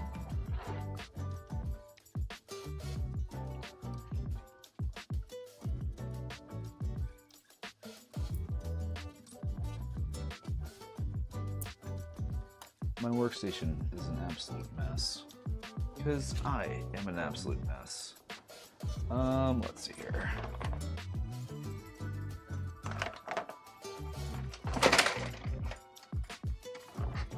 Also, I had to shove a lot of things out of the way to set up the camera today.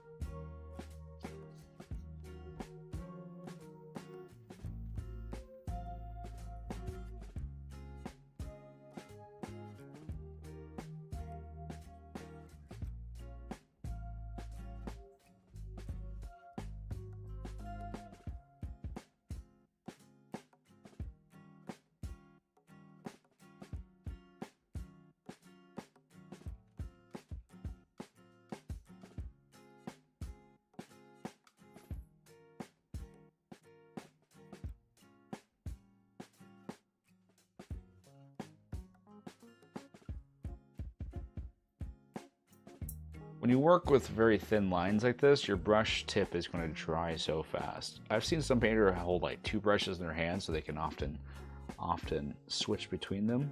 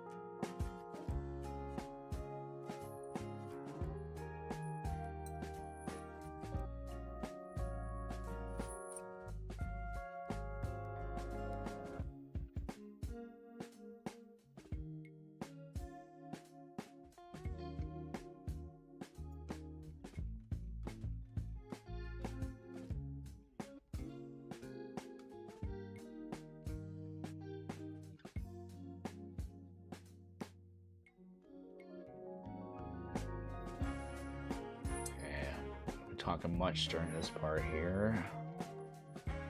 Oh, he has red lines on it. That's good to know. Okay. I was about to do the whole thing black lines.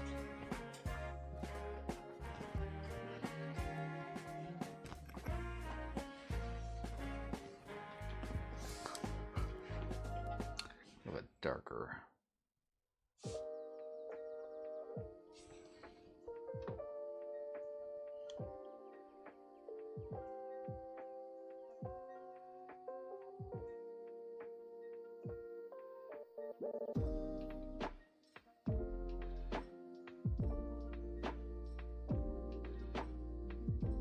I'm actually going to use these little bumps as kind of guidelines. I'm going to definitely have to clean this up a bit.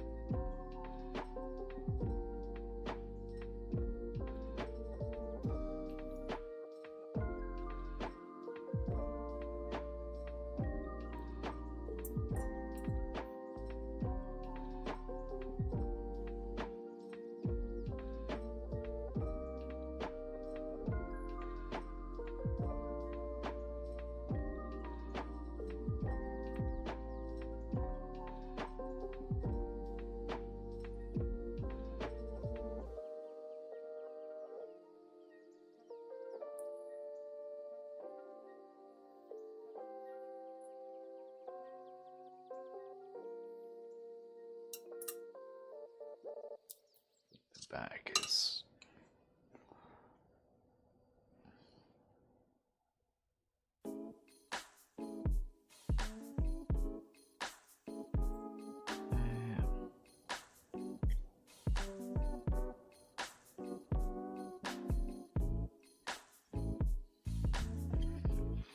thank you for the suggestion for this. I really am loving how this is turning out.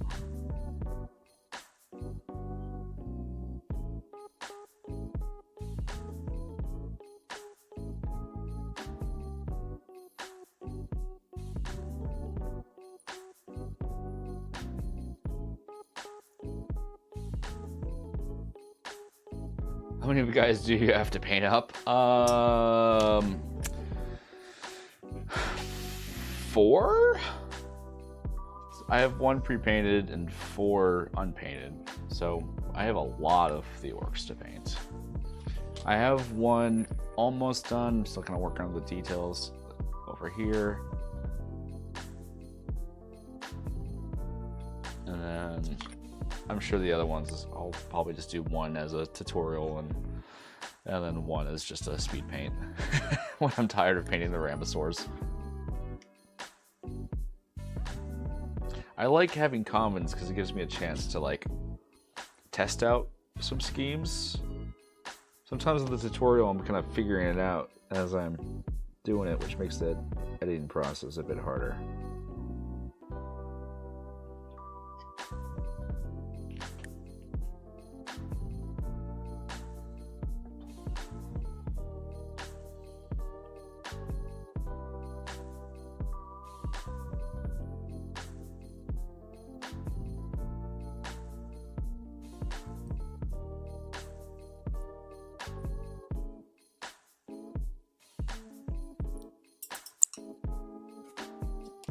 Yeah, we'll be painting. I might have to move to 2 streams a week to keep up. I don't know about that. Don't quote me on that yet, but we got lots of scape to paint around here.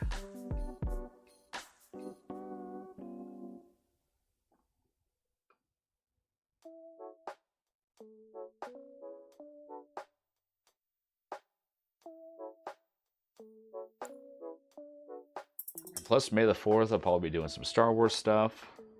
Maybe some Legion for May the 4th.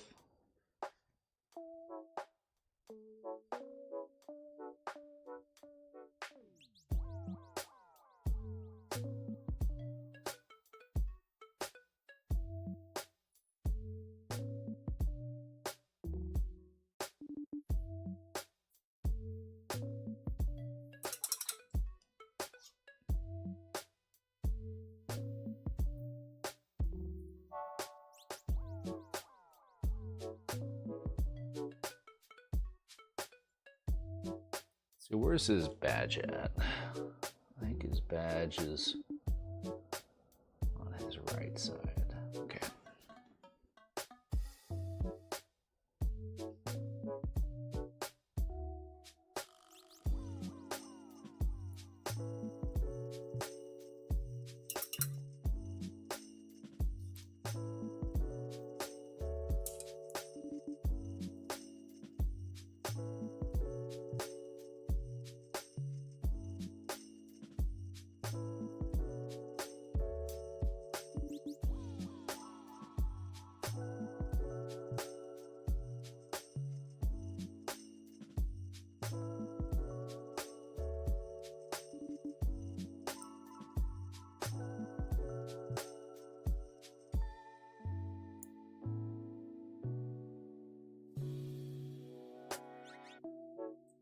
Take care.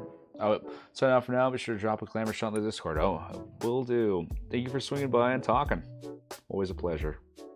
What time is it? Oh, it is 10:34 at night. I was unaware of the time.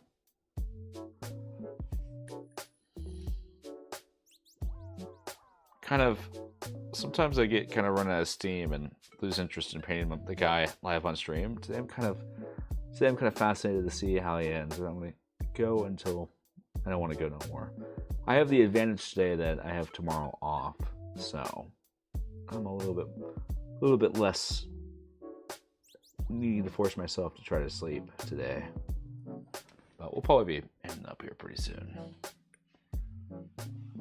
I did watch Maul's Shadow Lord recently, which was pretty good.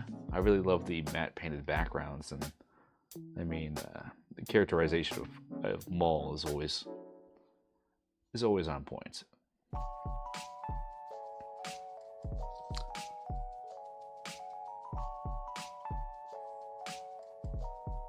We're a big Star Wars fan around here.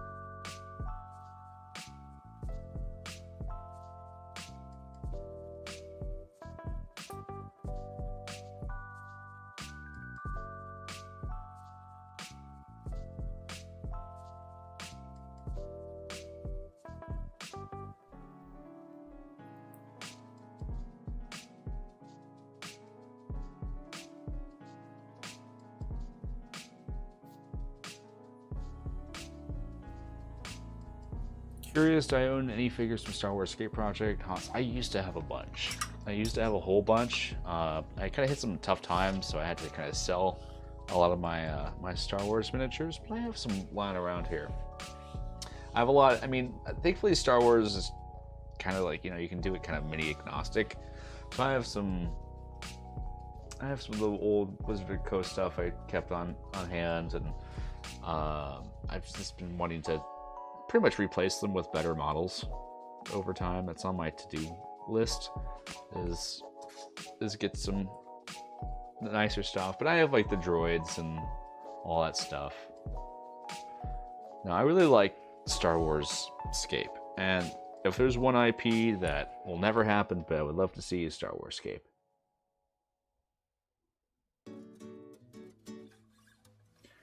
And I think we just need to do Clone Wars. Like, we could do Rebels and Empire, but we just need Clone Wars. Love or hate the prequels, the character design was top tier. The, you know, like just the clone trooper design, the droid design, awesome stuff.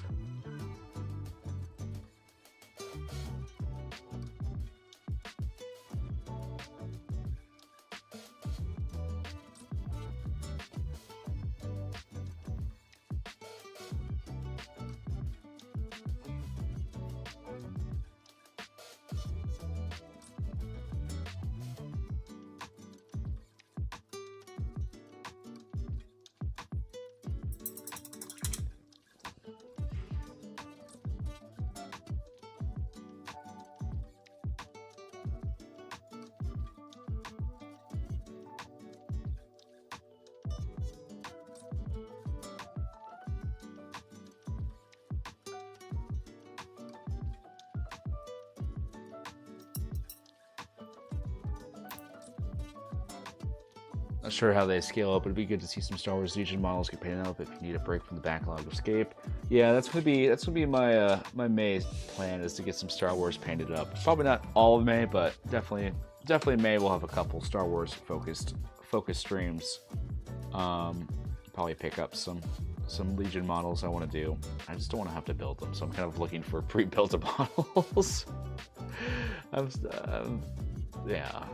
I think I have some Mandalorians I painted a long time ago when I was kind of, well, not long, but when I was learning how to do some different things.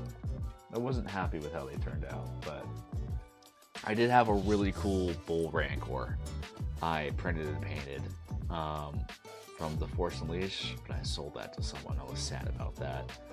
And then I tried to stretch myself with a Sabine Wren Mando armor, and that was just a lot of little intricate details I don't think I was ready for at the time. Or I'll just paint Fia Bonnie, who's pretty much just like a Mando.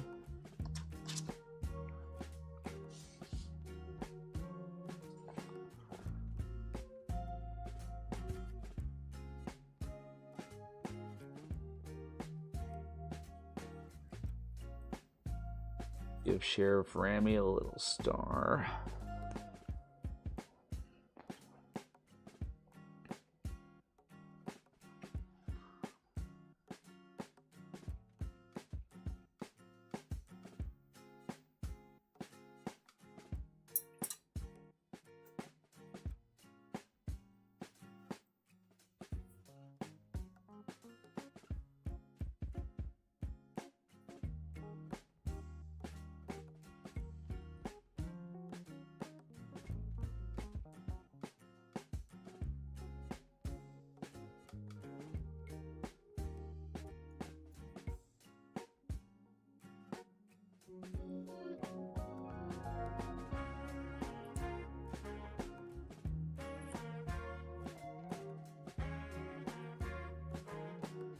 Yeah, little did you know that behind her mask there are other worlds than these, you know. You thought she was talking about, you know, the Kraken. No, she's talking about Star Wars. My hot take is that people like Star Wars for the wrong reasons. You don't go to Star Wars expecting the story. The story is going to disappoint you. You go for the sound design and the character design and the set work and the effects.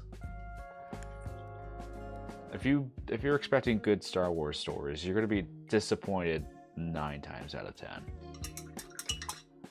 That's not to say there isn't good Star Wars stories. Some of the most impactful media I've ever seen are Star Wars stuff. I mean, Andor itself is maybe not a Star Wars show, but it is a Star Wars property that really really makes you crinkle your brain at some of the most wonderfully written monologues of all time. And Rebels, I've cried in Rebels.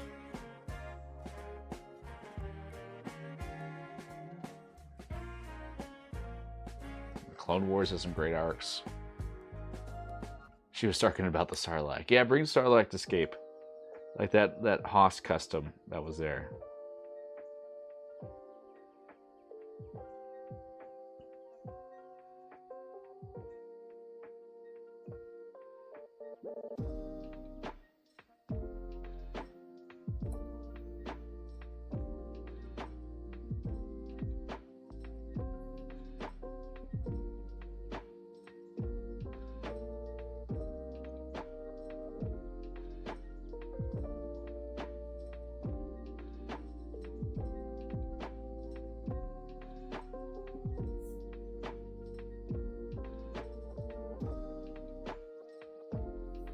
Now we're just adding some very minor scratch details in the helmet here.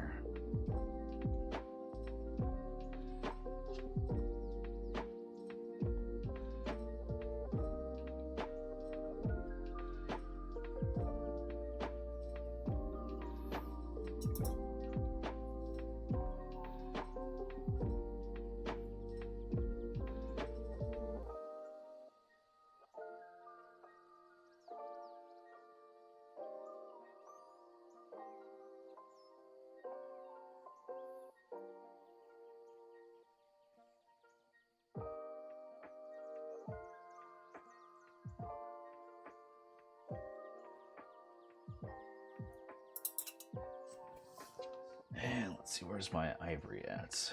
Ivory is one of my favorite colors. There's a lot of uses you can do with ivory. It's always good to have a off-white in your repertoire.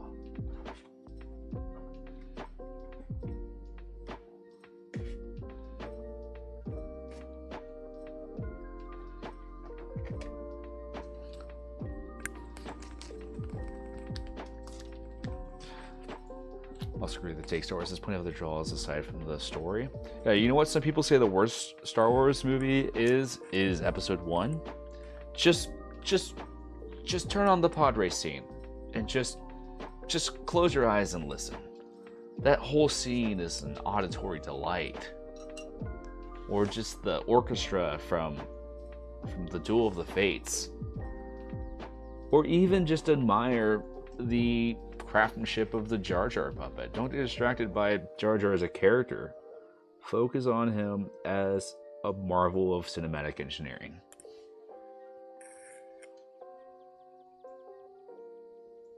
Like, no one realizes that the fact that you hate Jar Jar as like a character and not as a bad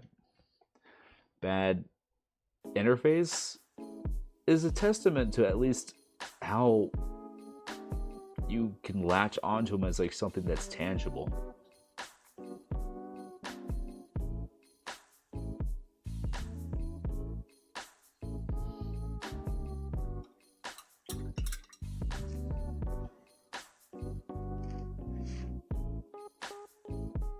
Episode 2 is a narrative mess, but you have the seismic charge, which entirely makes up for the entire slog of a movie.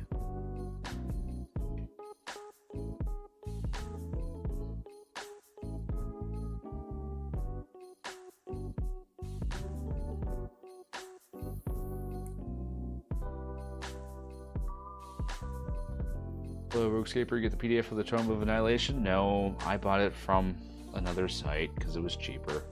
So I have to wait. I have to be patient. But trust me, when I do get it, I will be cracking that thing open. We will be talking. We will be deep diving into all the goodness of Valhalla.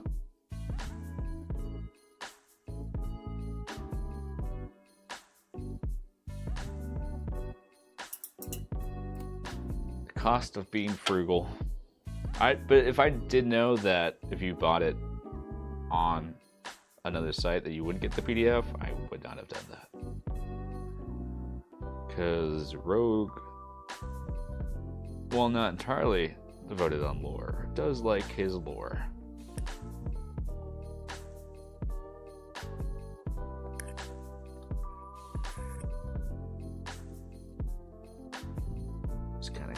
up now.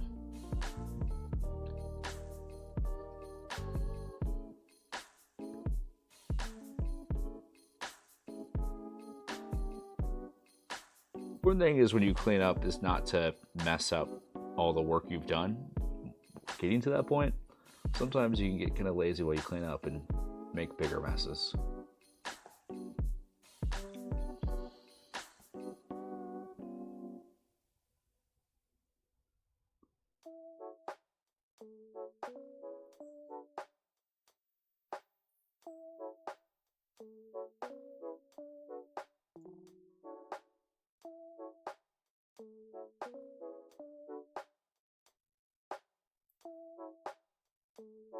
When I get it to turn to page 22 and look at the lower left corner of the page, then put it this up, down, up, left, right, down, down, up, right, left, and then it'll unlock a secret page.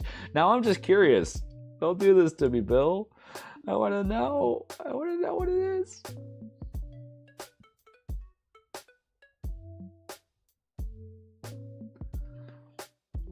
But I'm also, on one hand, I'm sad and impatient, but on the other hand, I am glad I just get to crack open the book and just like dive into it with a physical copy. Well, that I am.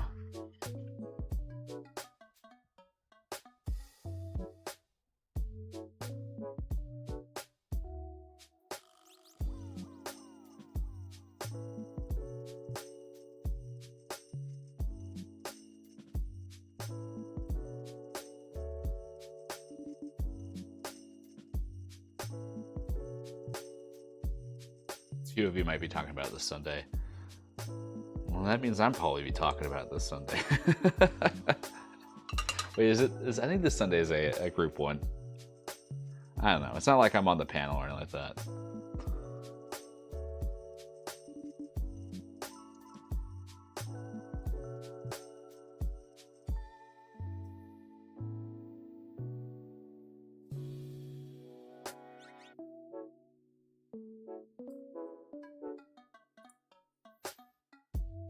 This is a really hard model to highlight because it's just a bunch of flat fabric. So you really have to kind of work it a little bit.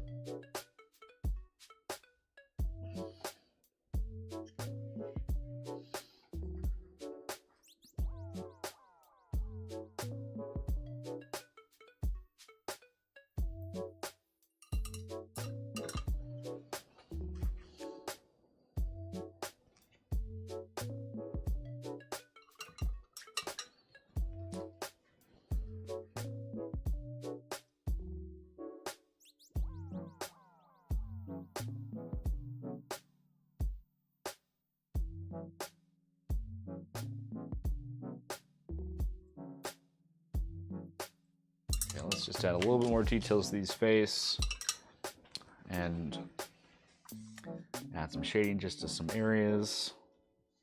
I think we'll be about done.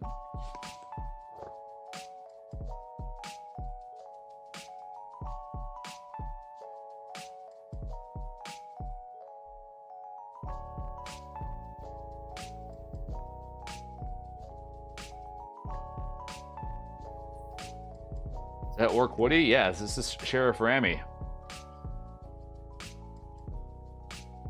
And he's writing Rex.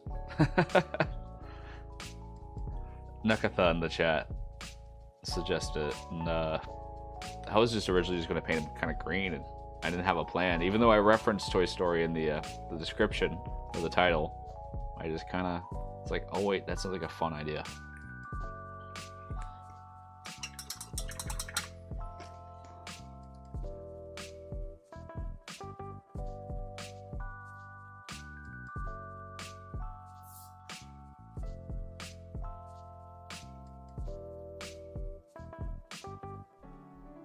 I can assure everyone I'm spending far too long on a joke.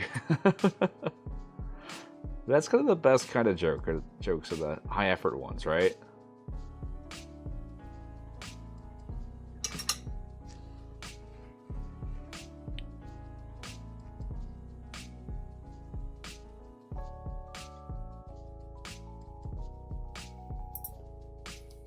That's how we're looking so far.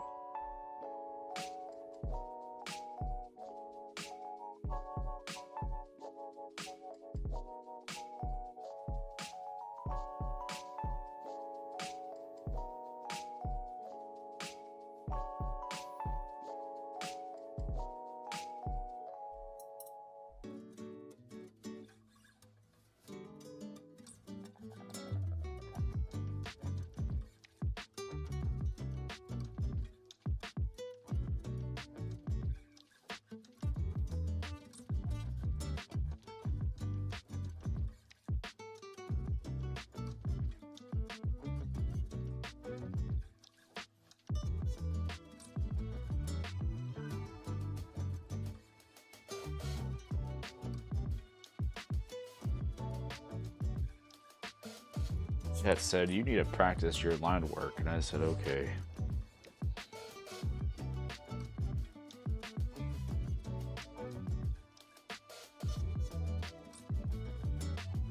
And I said, I don't want to. But then they said, Sheriff Woody's pretty cool. And I was like, dang it, that is a good idea.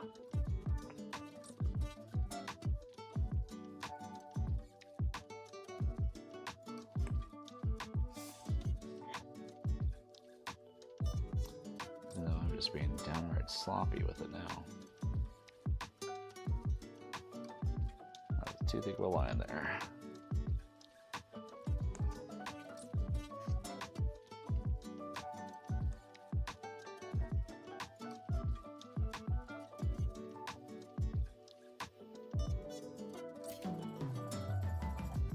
Yes, the Dino Green is a T-Rex reference from Toy Story. Yeah, that's that's kind of what inspired it. So I was like, oh wait, I just originally was going to paint him green, but then he kind of evolved from there.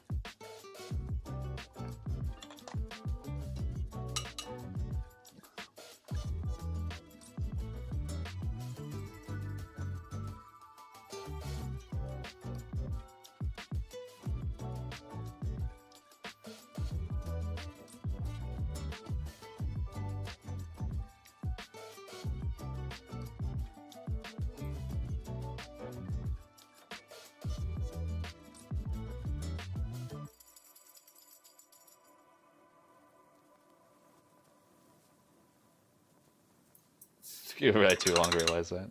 It took me too long to realize it, and I'm the one doing it. Do we want to tone him down? I really like the green, but do we want to add a little bit more depth and shadow to it? Maybe in some area. I think I'm just going to ruin it. And we'll do a little bit. Just glaze some stuff down. Alright, so this is glaze medium right here. This is a great way to blend some colors together if the contrast is a bit too strong. You kind of mix that with your paint and some water. Every brand has, or most brands have their own. If not, you can kind of use it from any brand because it's just acrylic stuff here. And put just a bit of that green. And this thins your paint while still kind of holding it structurally together.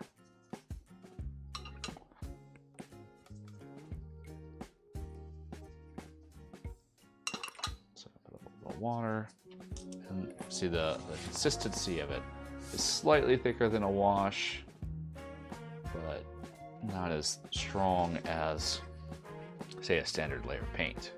So you can kind of do this, and this just allows us to soften some of these more sharper highlights here.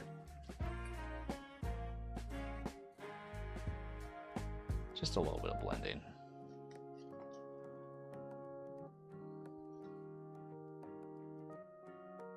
Make it look just a little bit smoother.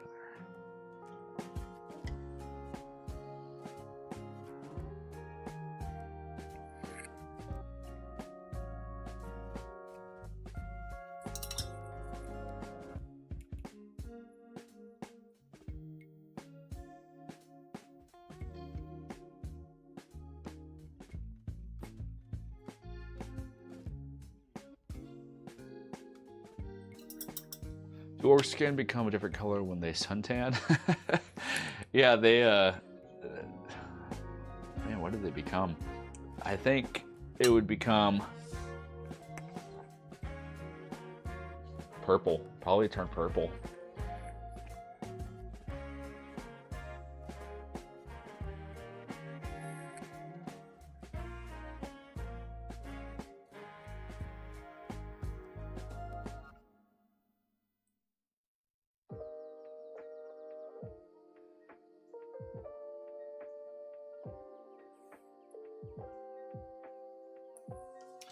I think let's make this just a little bit more off from the skin tone.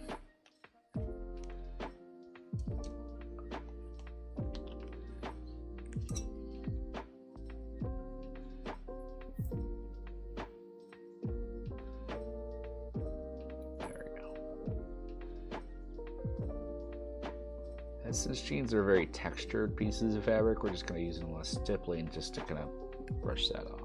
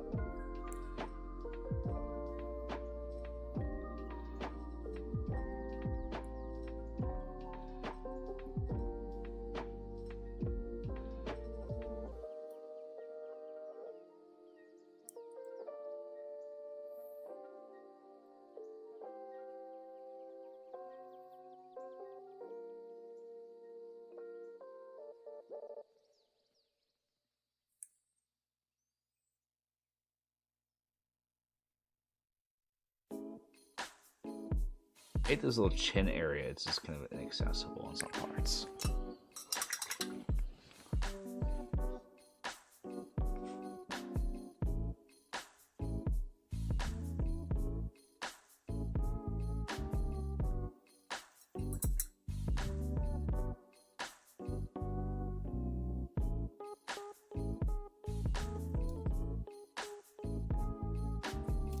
Okay, let's add a little wash to the face just to show how important it is. And we'll just have a lot of touch-ups, but we're getting pretty close to being done.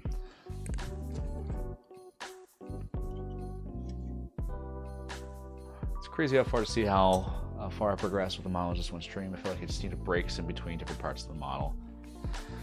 Yeah, it's just kind of, I mean, that part comes with time. It helps that I have to constantly be doing something. It's often better just to paint something and then let it dry and then work on it. It just comes with experience, knowing where I can work on and what I can focus on while other parts dry. It's just a thing with practice. And it does take a little bit just to learn how to make some things go by faster. A lot of sometimes the process, the time it takes is figuring things out, waiting for the dry, and kind of seeing where these colors end up. I feel like I'm a bit more, like I know what the color is going to look like. I want to go from there. But it's just practice. It's just, I feel like this is taking far too long. I'm being a little particular about it. But thank you regardless. Yeah, it's...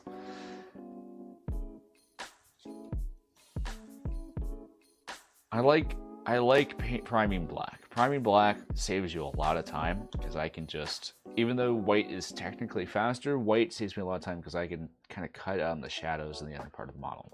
I'm also really just focusing on parts of the model people are going to focus on. I'm putting a little effort on the toes or the underside, except for where it catches your eye. So I'm just trying to focus on what I think matters.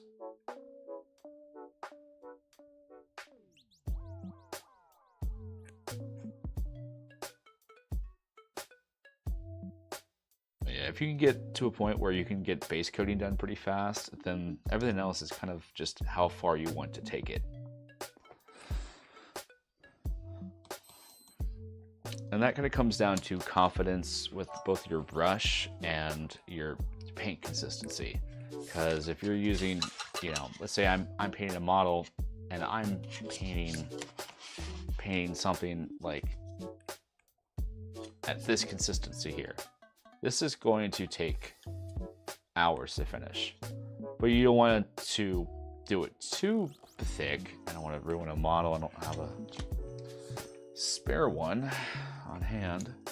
But you don't want to do it too thick, otherwise you clog up those details. So it's kind of that balance of what to do with it. It is coming along. We got some highlights we probably should have added before the cow print, but I'm liking where we're going. Okay, let's get this guy a wash, and we'll probably call it a night. We're not gonna wash the whole model because we did spend a lot of time layering up a lot of this, kind of from a dark color to a brighter color. So I don't want to ruin a lot of that, but we're gonna add some wash in some selective areas just to one on the orc face, because I think that's, I mentioned before, that's kind of how the Heroscape orcs look. I'm using Citadel wash. As much as I don't like Citadel, they do have good washes. And since this is kind of so smooth, it's just going to like gather up. So we're not going to focus on that. But we are going to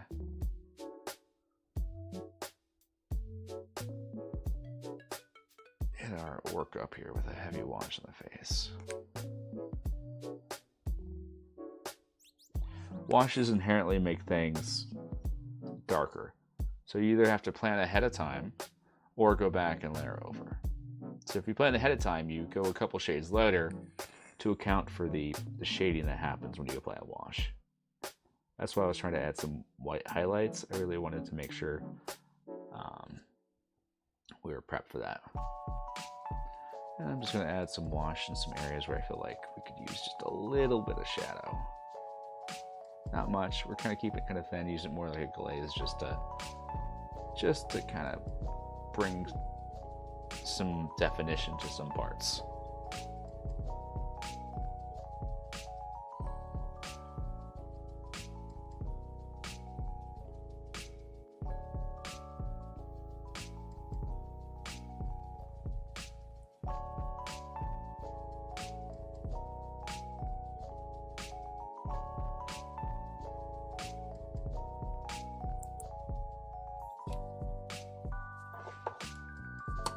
Washes work especially well in metallics. They really settle in those cracks and crevices.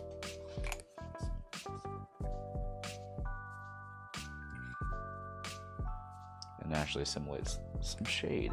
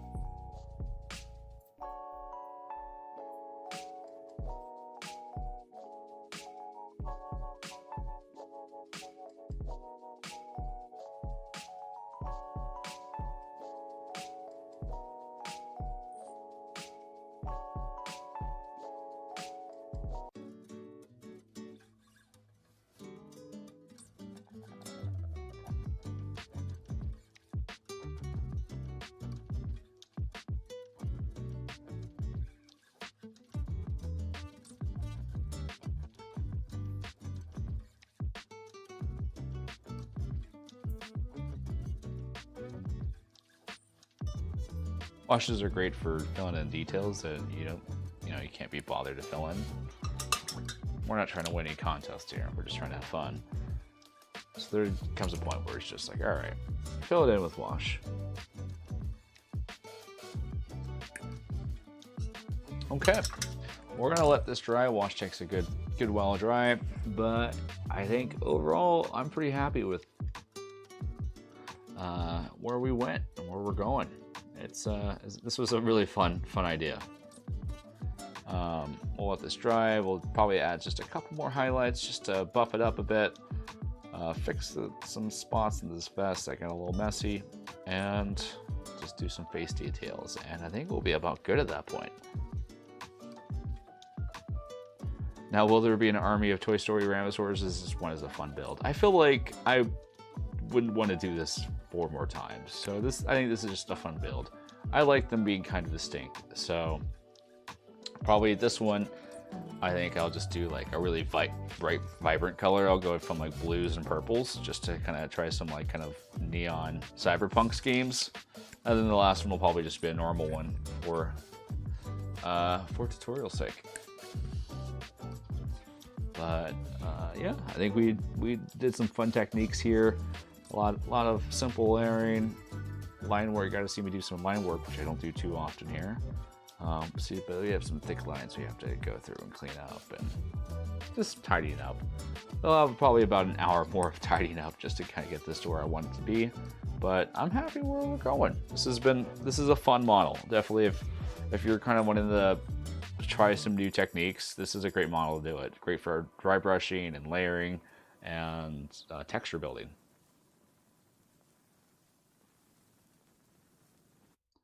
For anyone who doesn't watch the streams, Woody here would be great to showcase in a video. Yes.